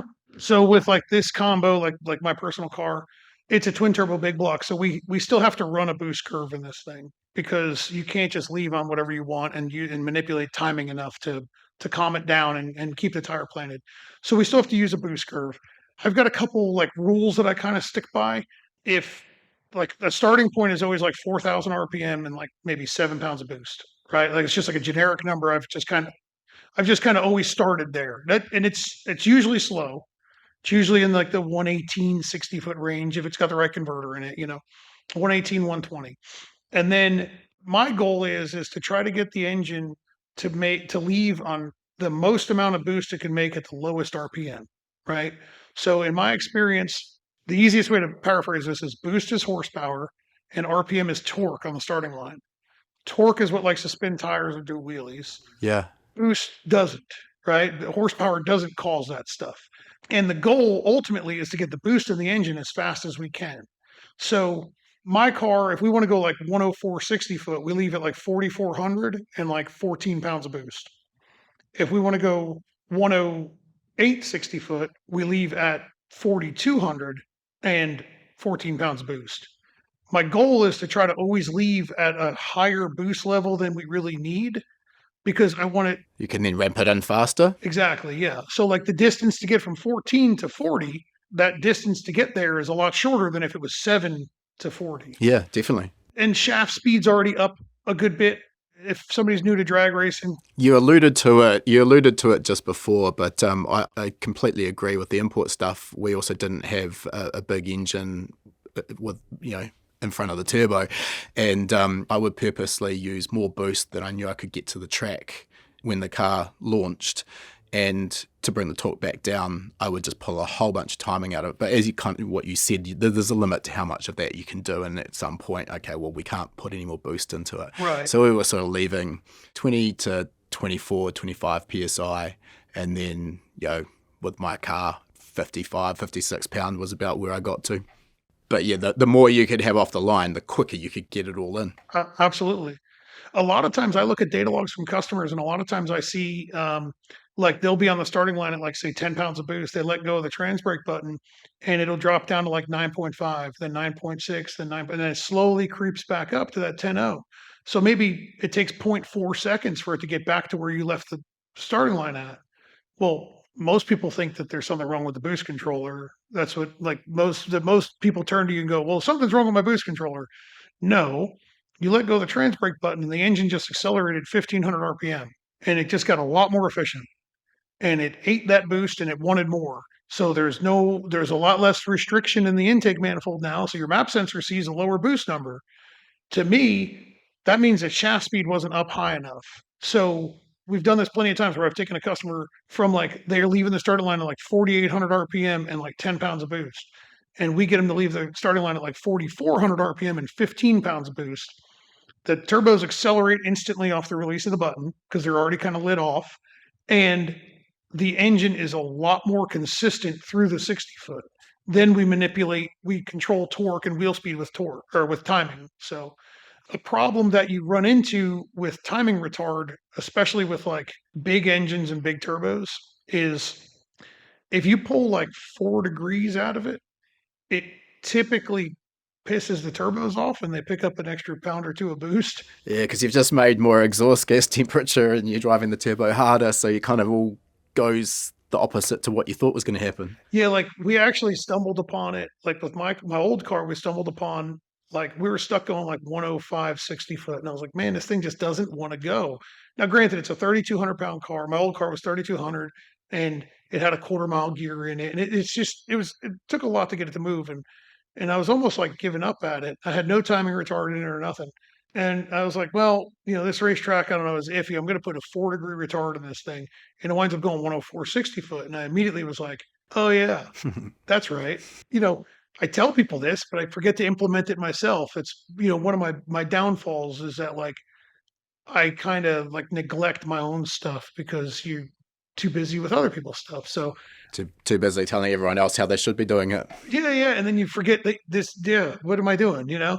So timing, like when we control wheel speed with timing, you have to be really, really, really aggressive with a big block car. So like a timing curve, like if we want to go real fast to the 60 foot, maybe we're leaving on, that 4,500 and 14 pounds of boost, but we've got like maybe 8 or 10 degrees out of it for the first like 0.6 into the run, instead of the normal like 2 or 4 degrees out of it. Like I got to be pretty aggressive with it because the timing out of it's going to create heat.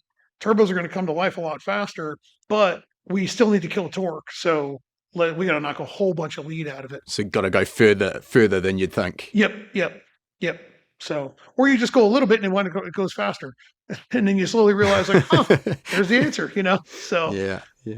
All right, let's move on along the same lines of controlling the boost curve. CO2 boost control, which kind of seems to be still the absolute go-to for drag racing.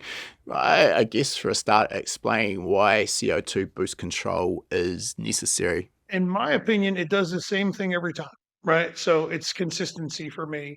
Like we tune them in dome pressure, so like how much pressure you're putting on top of the wastegate, but they do the exact same thing every single time. So just to clarify on that, your boost control strategy kind of almost actually ignores manifold pressure and you're just targeting a pressure in the top of the wastegate.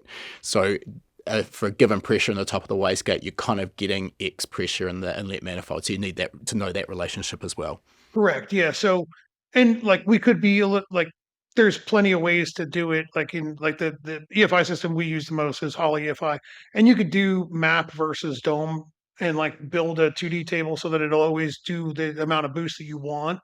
But what you learn when you start working with like some big power stuff is that it doesn't, like some people will chase like, well, I need to have exactly this much boost in the engine by this amount of time into the run. It's like, well, maybe 2/10 after that is where the car is actually really accelerating. So I just continue to ride. I'm like, we're never going to exceed this amount of dome pressure once we kind of figure out what that limit is for the combo. And then I just work my way to getting it brought in faster and faster. Dome pressure, CO2, the original question was like, why are people still using CO2? Well, the reason I think that CO2 is king for a big turbo car is because I can put 100 pounds of pressure on that thing and make the turbos, like force the turbos to accelerate as fast as they can, right? Like the wastegates are slammed shut, doesn't matter. And then I can crack it open and have 40 pounds of dome pressure in it. And that's what we go through the back end of the racetrack with it, right? With electronic gates, I haven't really, in my personal experience, I haven't really seen them respond as well as CO2 does and as repeatable as CO2 does. And I guess we've already got CO2 in the car for the shifter and the parachutes and the, you know what I mean? It's like, So it's not a whole new system you have to add in. correct. Yeah. Now, if you're in a stick shift car that doesn't have a parachute and you know what I mean? Like there's no reason for you to have CO2 in the car. I can understand it. I can understand like looking at the electric side of things. I just haven't had the greatest experiences with the electric wastegate control stuff. So that's just nothing against it. I'm sure there's plenty of Yeah, I've got a kind of personal sort of issue, I guess, with the concept of having electrics around the hot side of a turbocharger and how reliable that's going to ultimately be long term. I mean, obviously, OEs have been doing this for a fair while now. I mean, it is proven. It's just I've got a personal, and I can't get my head past that. For me, I think the perceived advantages that an electronic wastegate gives, I don't know if those benefits, if the juice is worth the squeeze, as you put before. I think, though, to go back one step, CO2 control versus a conventional pneumatic wastegate, the problem that we have with the conventional pneumatic wastegate is you put a spring in it, and let's say, as you were talking before, you want to leave with 7 psi of boost. So you need a spring that's quite soft to allow that 7 psi. And if you've only got manifold pressure to put onto the top of that wastegate, you're not going to get from 7 to 45. So that's where we need the CO2. It gives, you could put 100 psi as you mentioned, or whatever you want realistically. So the range of boost control that you can get is just no longer an issue, right? and you can also kind of like run them ahead than what you would have like from like using a map or in a spring, like using a map reference in a spring. Like you can slam that thing shut and keep it shut and force it to run way harder than what it would as if you just like, because like map is too slow. And, I always forget like, because we don't even do map boost control anymore. Like it's been, I don't know, probably 8 years since I've done a car that we use the maps, you know what I mean? Like a map reference line instead of putting CO2 on it, just because it's like so commonplace for us. But yeah, I actually just like kind of forget about that. Hey, if we want 7 pounds of boost on the starting line, we need to run like a 15-pound spring in this thing. And we run like 2-pound springs and everything. Like I just like it. It's just one of those things. Like I've been doing this side of it for so long that you forget about the things that I learned a long time ago where I had a 7-pound spring and I couldn't get the thing to make any boost. And I was like, what's going on? Then you switch to CO2 and to me, it's just so much more repeatable. It'll do the same thing every time. And that's really one of the big keys to drag race. I think the repeatability is critical because if your tune-up's changing, which essentially if the boost pressure is changing, it's very hard to know if you're going in the right direction. What just caused that change?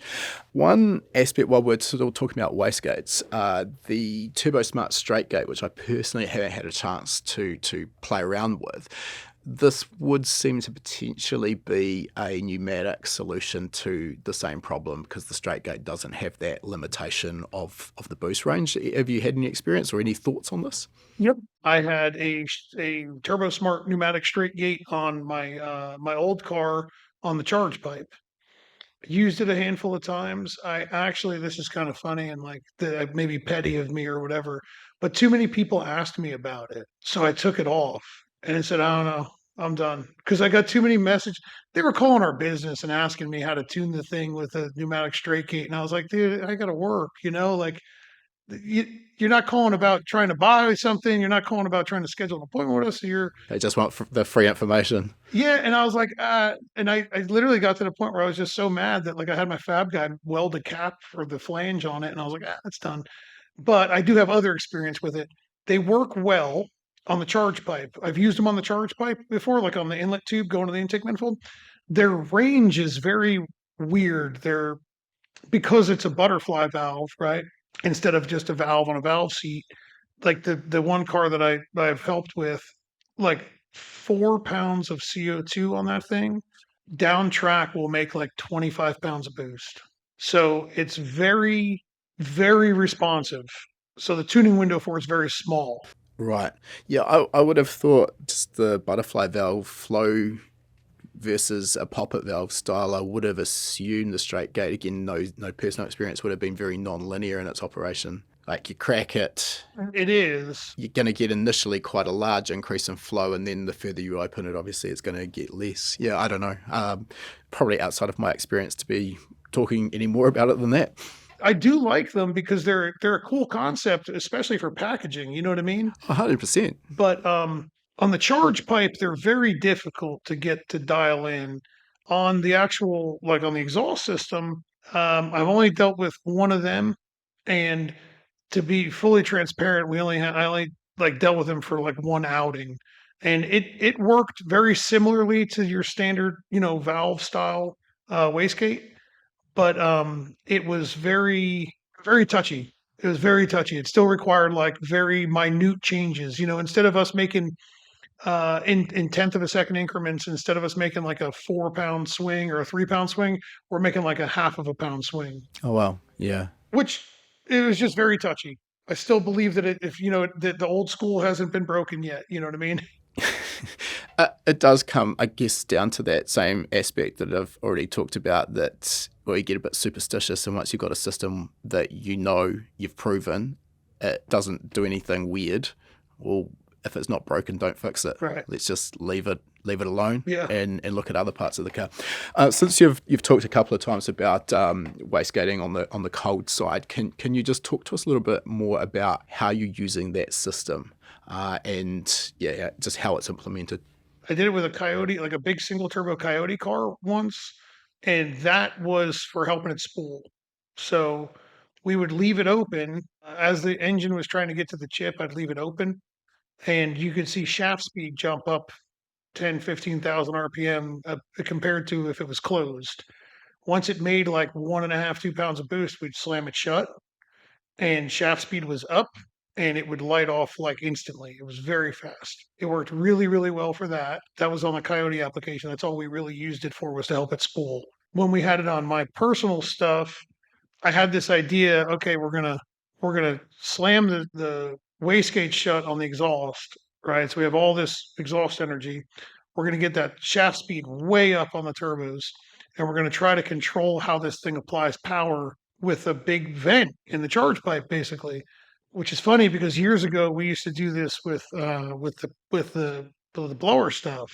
We'd put a blow off valve and we had a map reference line or a CO2 line going to it, and you'd control a blow off valve on the Pro Chargers. So it kind of came full circle.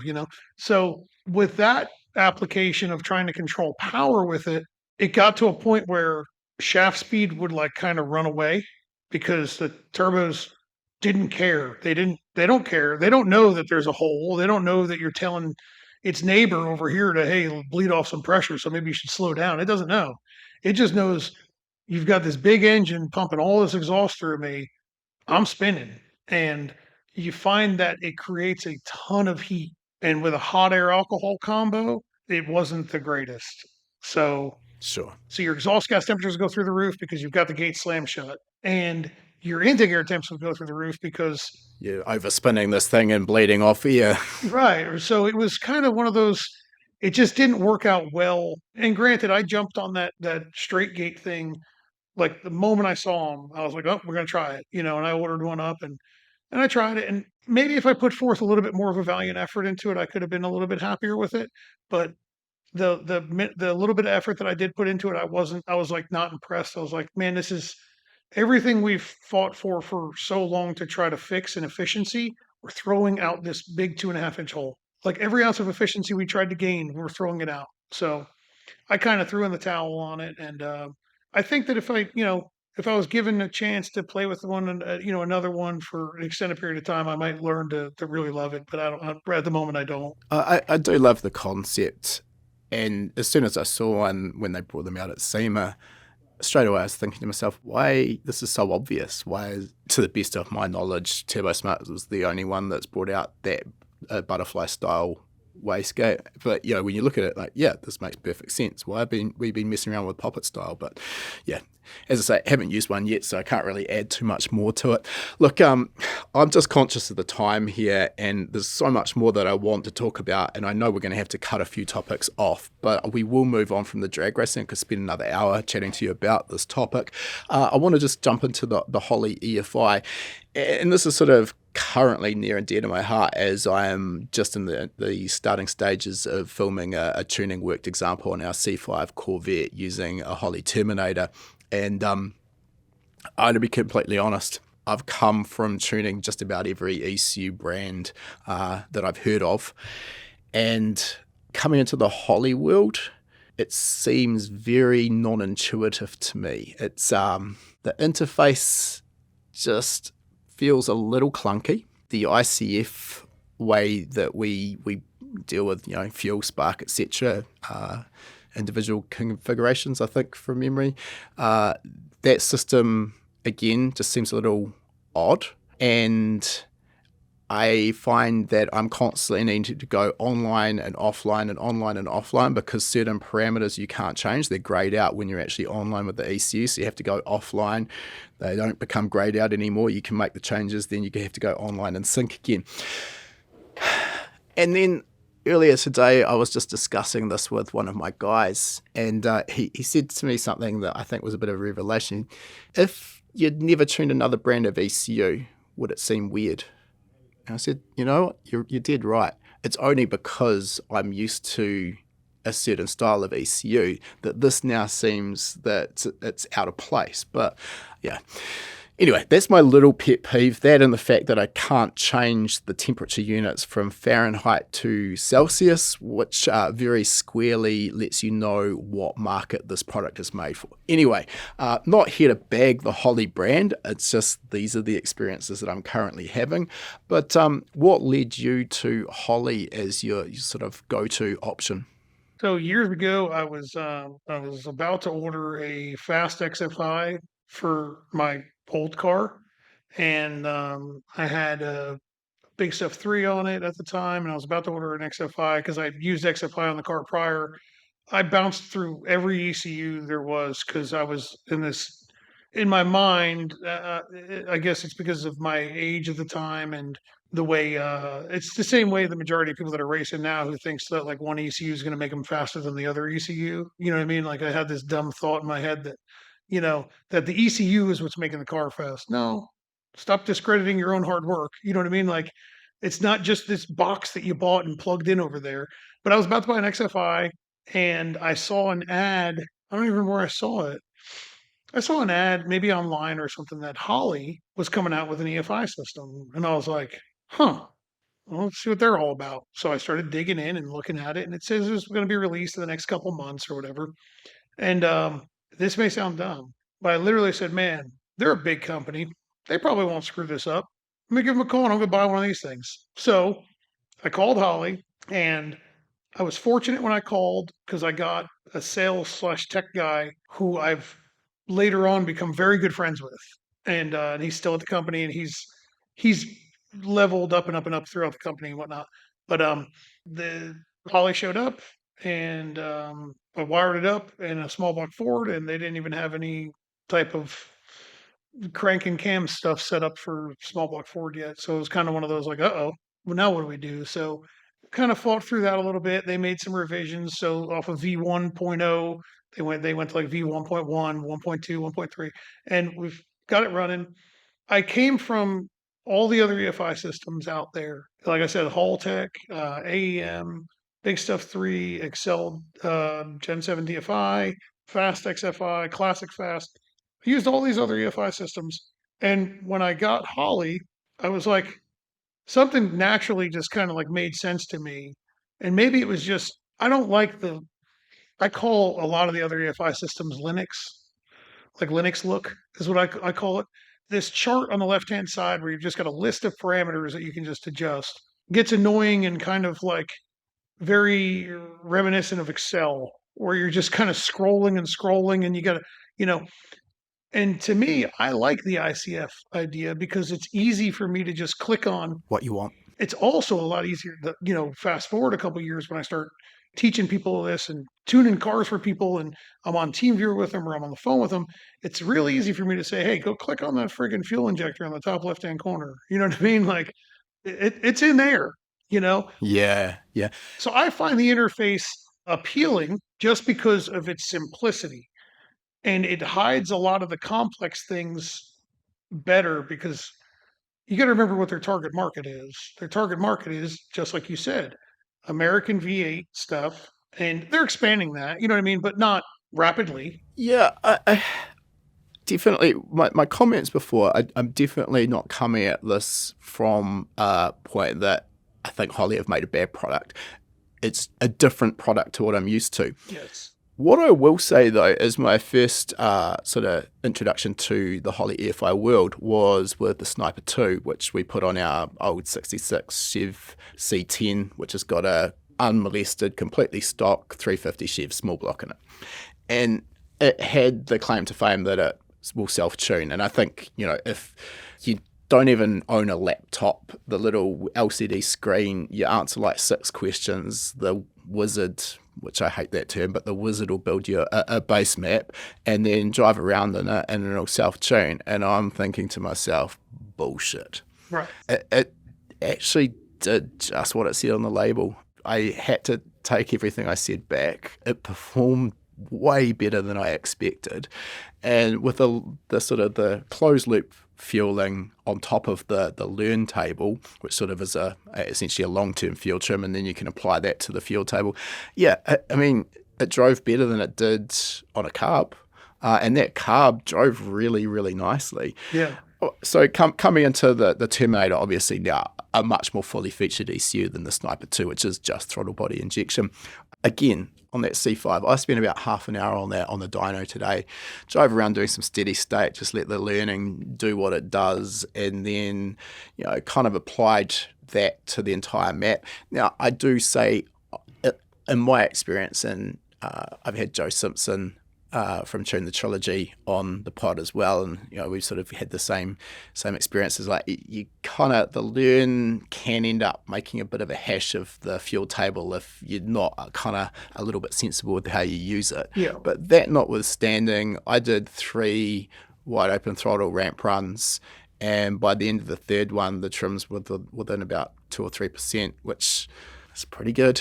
It's a pretty good thing. Pretty good, right? It's pretty good. It's Yeah. When Holley was building an ECU, I think that they prioritized a lot to closed loop fueling corrections.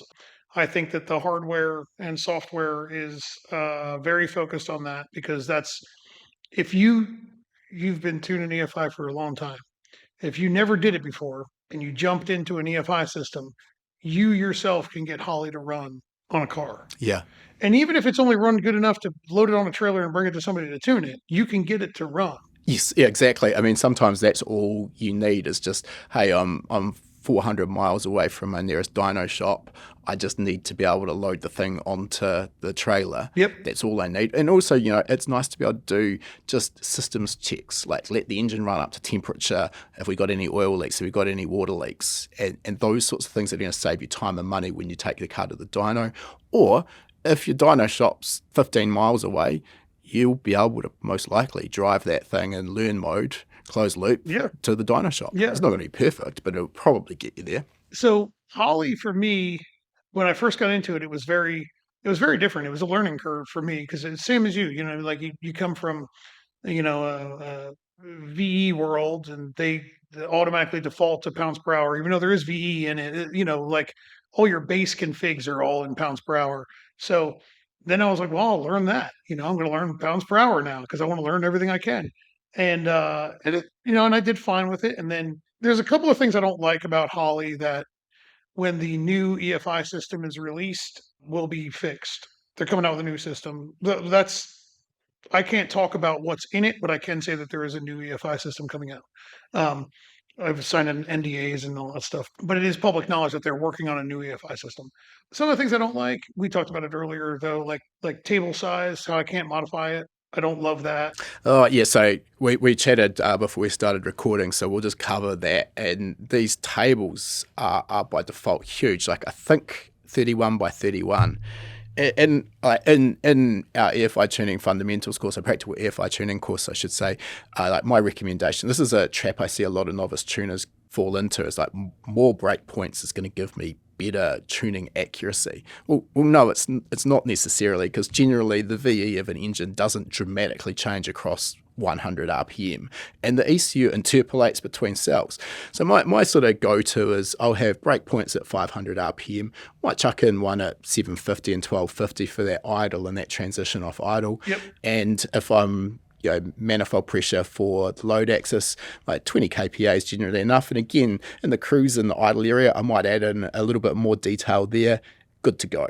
And I'm not going to be spending the next month on the dyno chasing all these breakpoints. But yeah, 31 by 31. And when I found out that I couldn't remove breakpoints, it's like, this seems crazy, except for if you've got the Dominator and you choose the small map option. Right. So like full transparency, I've only done 2 Terminator X cars. We do everything with the Dominator. That's their flagship ECU. That's what we wind up using on all the customers' cars. And we use an iTune. I teach classes and I tune in small table, which is 16 by 16. And the only time I ever go to the larger table, which is 31 by 31, is if I'm like kind of hunting a little bit of a problem area, or the engine did something weird, or you just something like if you're looking for like an anomaly. That being said, I think that 31 by 31 might be because of the way the closed loop functionality works. Yes. I don't know. I don't have a sort of an official line from Holley on it, but that's kind of my suspicion, is it might be around the learning functionality. Yeah. Because when that learning functionality is operating, it's not like it's just pinpointing the one cell that you're closest to at that point. It's kind of tuning or extrapolating that change out to a kind of a square around it. So yeah, it's doing, I'm not sure what magic they're using in the back end, but as I say, I mean, I think it does a pretty stand-up job. I'd also say though, you've got to be a little careful with these learning functions like this, because driving your car around the block a few times and doing a few pulls and calling it good isn't tuning. And as I was alluding to before, it's about understanding what's happening, because if you just chuck that learn table and apply it to the main field table, you're going to end up with something that looks like the Grand Canyon or something.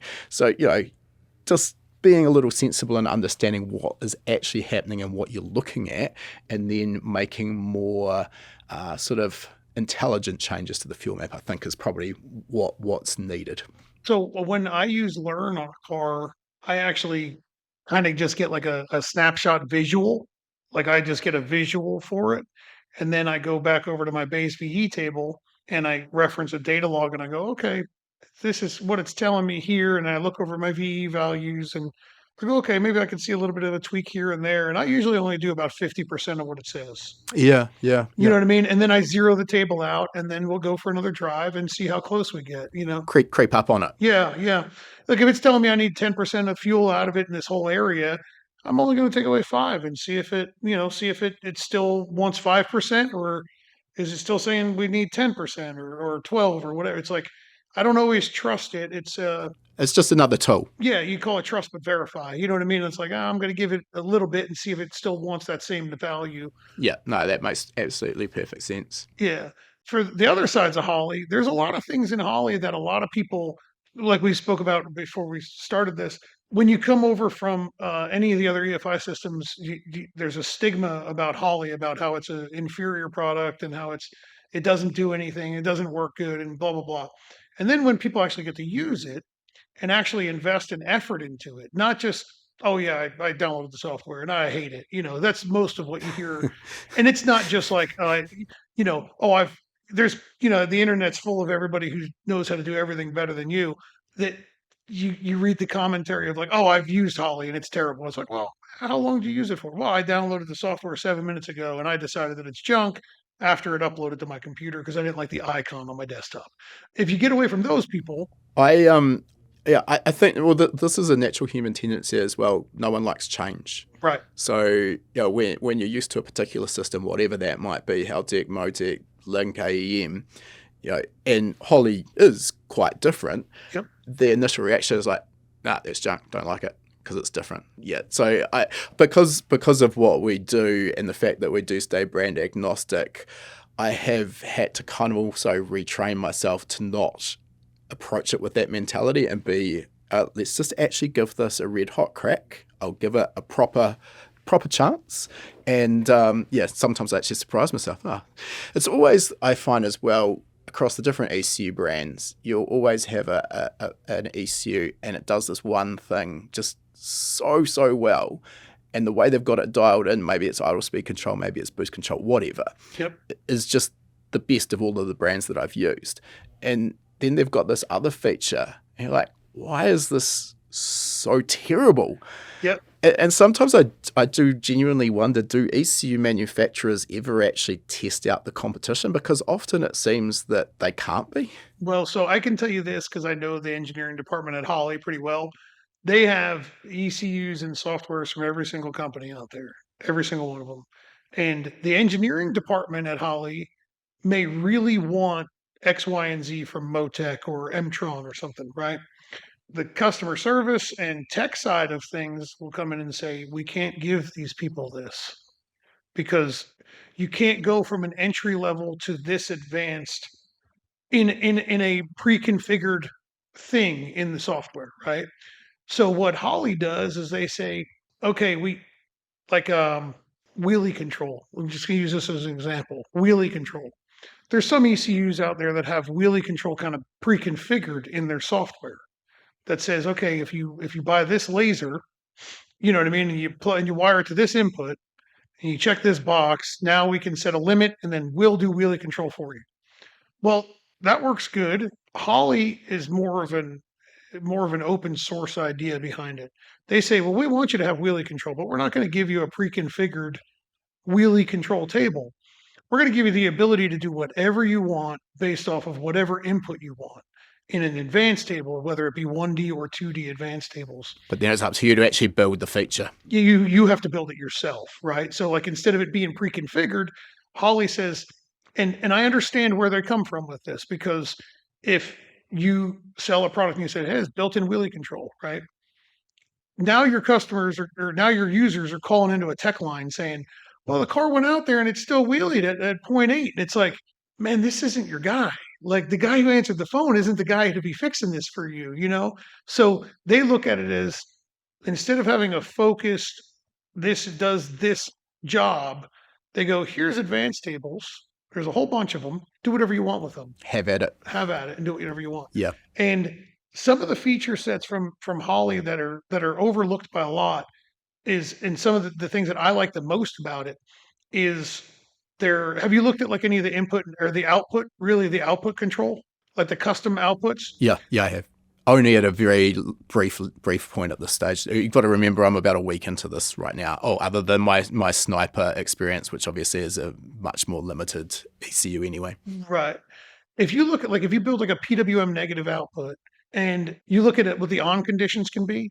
So we have like switched input triggers versus sensor value input triggers. You have 6 of each of them. So we can turn this output on to do all types of stuff. And then we can build a 2D table in the PWM output to control duty cycle for all different types of stuff. I've done power windows, one touch power windows in a Fox body that auto rolled up over 40 miles an hour with outputs from Holley. And as dumb as that sounds, that's not really something that in the race world anybody cares about. No, of course not. But the fact that you can do that. But you can do it. You can do it, you know. I think then it comes down to how smart you are in terms of how you can think through, I've got this problem.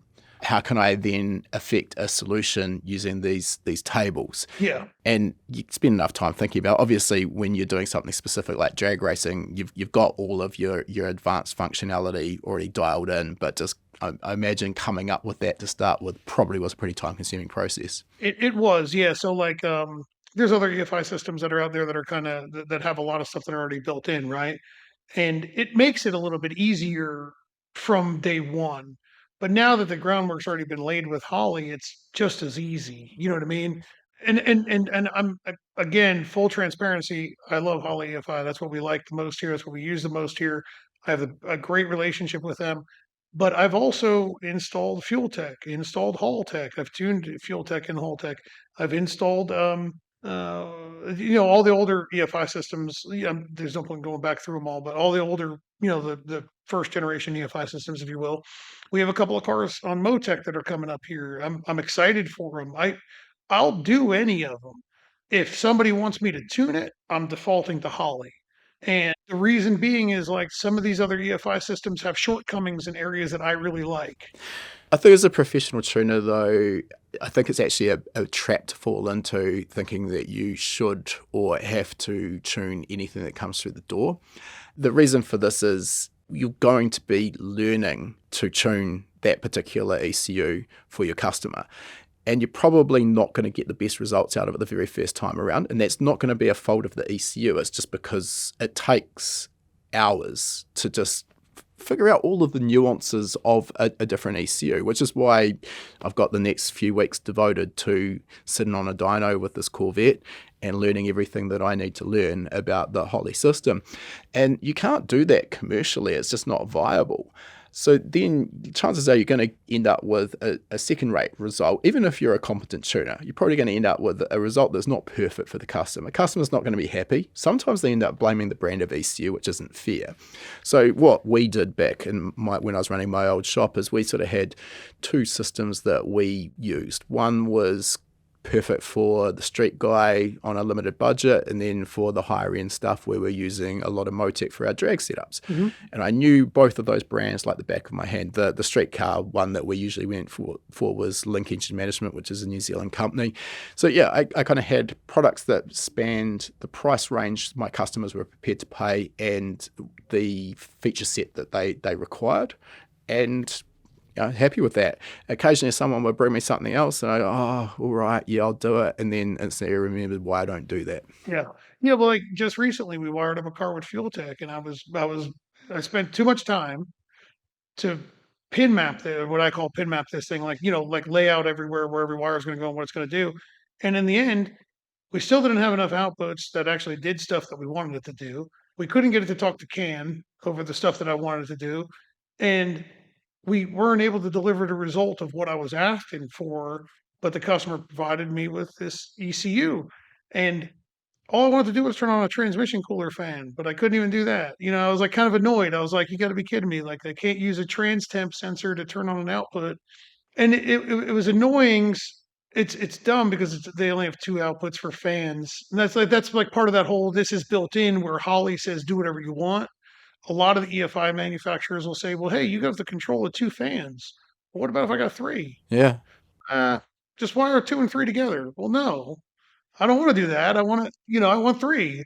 I want 10. Maybe I want 30. I did a rock crawler thing, overland vehicle, like an overland, like rock crawler recovery vehicle. It had 12 fans on it. There's 12 different cooling fans. I guess it's also difficult in Fuel Tech or any other ECU's defense. Right? They're trying to provide a product that is a good fit for a wide range of potential users, and it is difficult. You can't be everything to every person. So, but then I guess where you get to is it's a bit more time researching what is the best fit product for your particular application. And I think that where a lot of the problem lies is some people have this like weird Ford versus Chevy, brand loyalty thing, like where they've read, oh, this is the best thing on the market. And it's like, well, if you were to look at the hierarchy of EFI systems, the ones that people are arguing about aren't at the top anyway. The real hierarchy of like an EFI system, in my opinion, is like you're going to get into something like a Bosch Motorsport ECU. If you really want to get all the way to the top, you're going to use a Motec M series ECU. The ones that people are like, especially like in our world, they're using Holley or Hall Tech or Fuel Tech. Those 3 ECUs, and they're all great systems. They all have their flaws and they all have their positives. I just feel like for me, in my experience, Holley has had way more positives than negatives than everything else that I've worked with. Motec is, you can look at a Motec ECU and go, "Well, this thing can do everything as long as you got somebody's firmware." That's yeah. I think I was thinking about this just before when you were talking about those advanced tables, and back I don't know if you ever dealt with the old Goldbox 100 series Motex, but they brought out their version 3 firmware, and that kind of almost let you do anything and everything in that same way. If you could think it, you could pretty much come up with a way of doing it, and then I was actually quite shocked when I first started playing around with the M1 series, because in the early days of the M1, you had zero flexibility. Yep. It was very locked down. Granted, they've kind of now, even their production firmware does give a lot more flexibility, but you're right. If you want to do something that doesn't sit nicely in a little box, you're going to be up for custom firmware with build. Yeah, and to me, that's a bummer because, like, Motec's proven itself to be fantastic hardware. For decades, they've been known to be like great hardware, right? No question about it. But if I have to be married to somebody writing me firmware, I'm out. It's like what you were saying before about you can't go racing unless you've got your tuner with you. Yeah, and so for the vast majority of people, and that's why I think the reason why you don't see more Motec powered cars in drag racing is because people don't want to get into something where they have to be married to somebody who's writing them firmware. And it's a bummer because it's a great product, it's a fantastic product, but it Holly looked at it as it's just kind of an open source thing. Do whatever you want. You know what I mean? And you were talking about before about the grayed out boxes, like when you're online versus offline.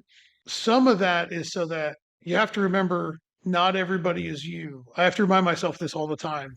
Yeah, I get it. It's there to stop you doing dumb shit that you shouldn't be doing while the engine's running. Right. Like imagine if like they let you change the firing order when it was running. Yeah, You know what I mean? yeah. It's like, oh, whoops, or you change the injector size while it's running.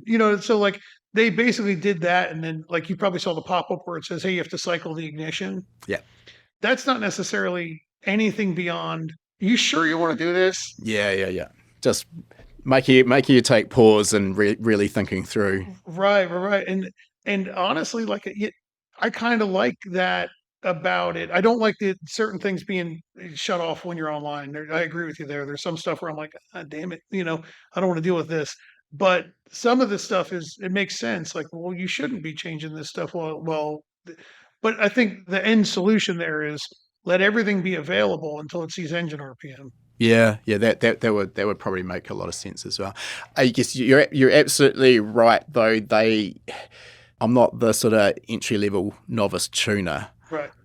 and they're trying to provide a product that's safe with an entry level novice tuner. So it is sometimes to forget that aspect. Yeah, I have to remind myself quite a bit where I'm like, why can't I do this when it's running? And you're like, well, it's because somebody would probably try to do something really dumb when it's running. Yeah, So yeah, absolutely. yeah. Oh, but overall for the years, Holly has been very reliable for me. I haven't had hardware problems with it.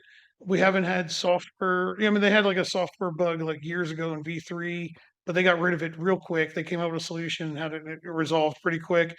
It checks the boxes for a lot of people. I don't think I've dealt with a single ECU manufacturer who hasn't had multiple bugs over the years though. And I mean that's also to be expected. We're getting to ECUs that are incredibly complex. I don't know how many thousands of lines of code there are there, and they can test them as thoroughly as they possibly can in-house, but you release it onto the wild and all of a sudden now you've got thousands and thousands of tuners using them. If there is a problem, it's going to crop up. So yeah, that's no disrespect to the ECU manufacturer. It's just an aspect of the development path, I think. To me, that where ECU manufacturers shine is how they handle fixing those problems. Oh, you couldn't agree more. If they're quick to it, if they're say, "Hey, this is buggy, I'm sorry," they send out an email, they send out an update on their website, whatever. "Hey, get rid of this. You need to put this in. There's a bug there," or putting out a press release or something. And I've seen it over the years from a couple different manufacturers where there's a bug, there's a problem, and they just kind of keep quiet about it. And you're like, Yeah, I don't like it when something sort of gets swept under the carpet. It feels just, doesn't look good. yeah, like I like seeing like every time a new software comes out for like we use a lot of hardwire electronics PDMs. He launches out with a revision log, like what, and Holley does the same thing. They say like, why are you updating this to this version? And there's a revision log. And anytime I see an EFI manufacturer come out and then you look at the revision log and it doesn't say bug fix for this or bug fix for that, they're lying. You know what I mean? Because like you said, there's thousands and thousands of lines of the code. There's plenty of ways to screw this up. It happens. It's just, own it and apologize and here's the solution, But to be honest, I really like Holly, but I'm also really glad that there's a lot of other great options on the table, because it pushes motorsports. Yeah, I think people that are coming into the world of EFI these days just do not know how good they've got it, how powerful these ECUs are for, in many cases, not even a lot of money.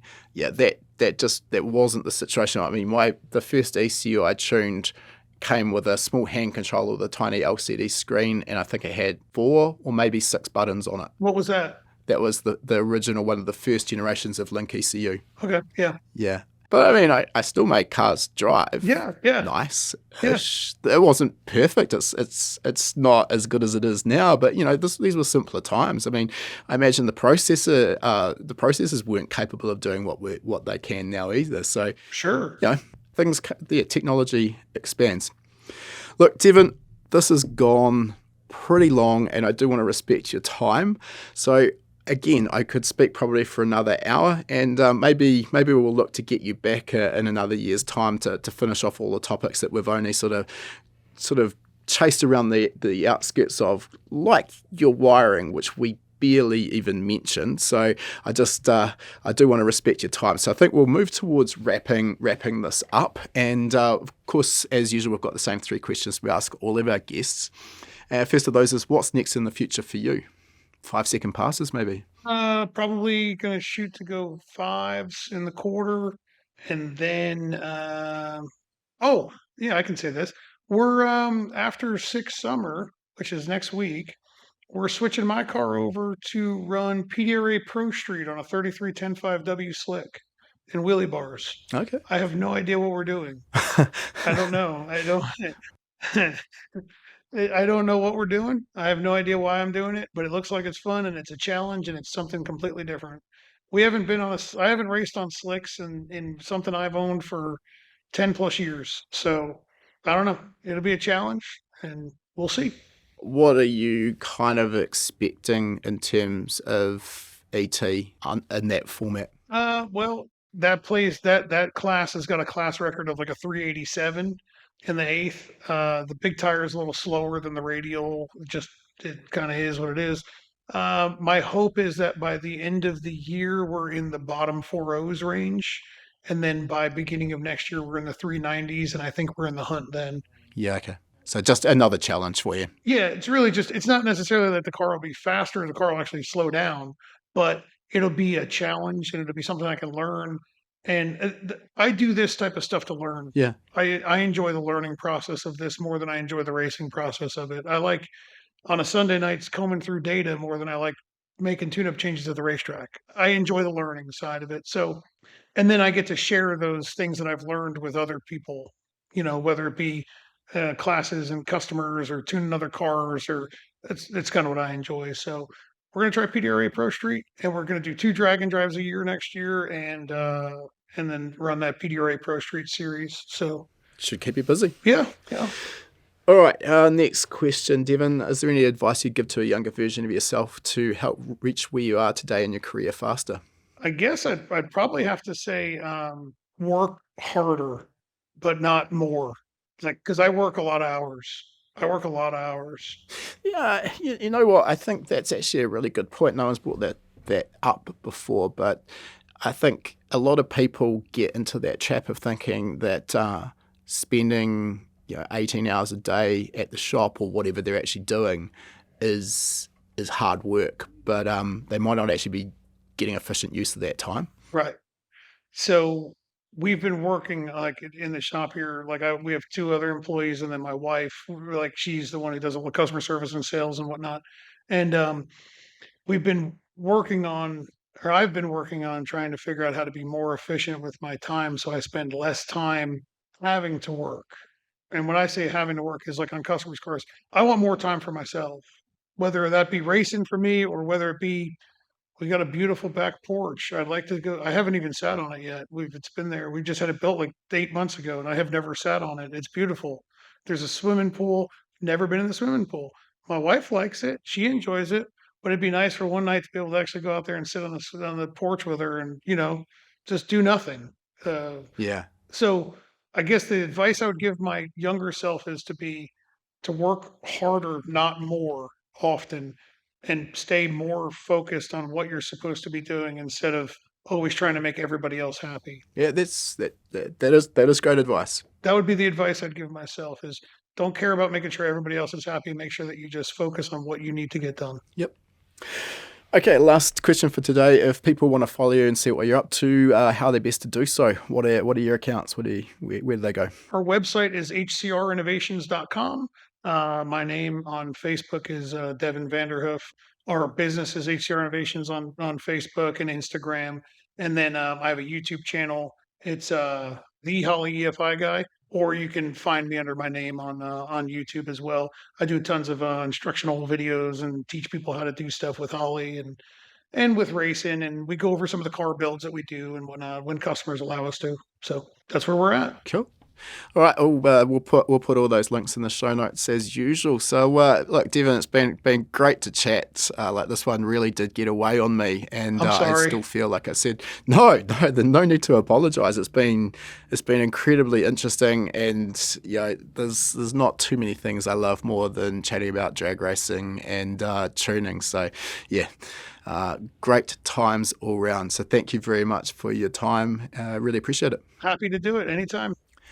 I hope you've enjoyed this episode of Tuned In, and don't forget, by using the code podcast500 at checkout, podcast listeners can get a huge $500 off our VIP package, which includes over 40 current courses, as well as a long list of courses to be released in the future.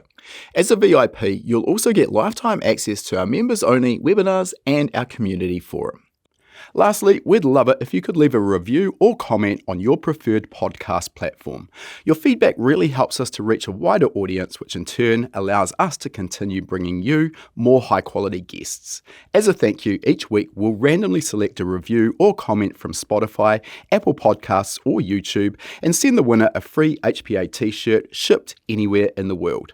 It's also a great place to ask any questions you might have too, and if your review or comment is chosen, I'll do my best to answer them directly. So this week, a big shout out to Brad S. from Australia, who has said, only just stumbled upon this podcast and I can't believe I've missed it for this long. I'm absolutely loving going through the back catalogue. The information in these podcasts is amazing. Keep up the good work, guys. Really appreciate your effort. Well, thanks for the kind words there, Brad. And if you get in touch with your t-shirt size and shipping details, we'll get a fresh tee fired straight out to you. All right, that concludes our interview. And before we sign off, I just wanted to mention for anyone who's been perhaps hiding under a rock and hasn't heard of High Performance Academy before, we are an online training school and we specialize in teaching a range of performance automotive topics, everything from engine tuning and engine building through to wiring, car suspension and wheel alignment, data analysis, and race driver education. Now, remember, you've got that coupon code. You can use podcast75 at the checkout to get $75 off the purchase of your first course. You'll find our full course list at hpacademy.com/courses. Important to mention that when you purchase a course from us, that course is yours for life as well. It never expires. You can rewatch the course as many times as you like, whenever you like. The purchase of a course will also give you 3 months of access to our gold membership. That gives you access to our private members only forum, which is the perfect place to get answers to your specific questions. You'll also get access to our regular weekly members webinars, which is where we touch on a particular topic in the performance automotive realm. We dive into that topic for about an hour. If you can watch live, you can ask questions and get answers in real time. If the time zones don't work for you, that's fine too. You're going to get access as a gold member to our previous webinar archive. We've got close to 300 hours of existing content in that archive. It is an absolute goldmine. So remember that coupon code podcast75. Check out our course list at hpacademy.com/courses.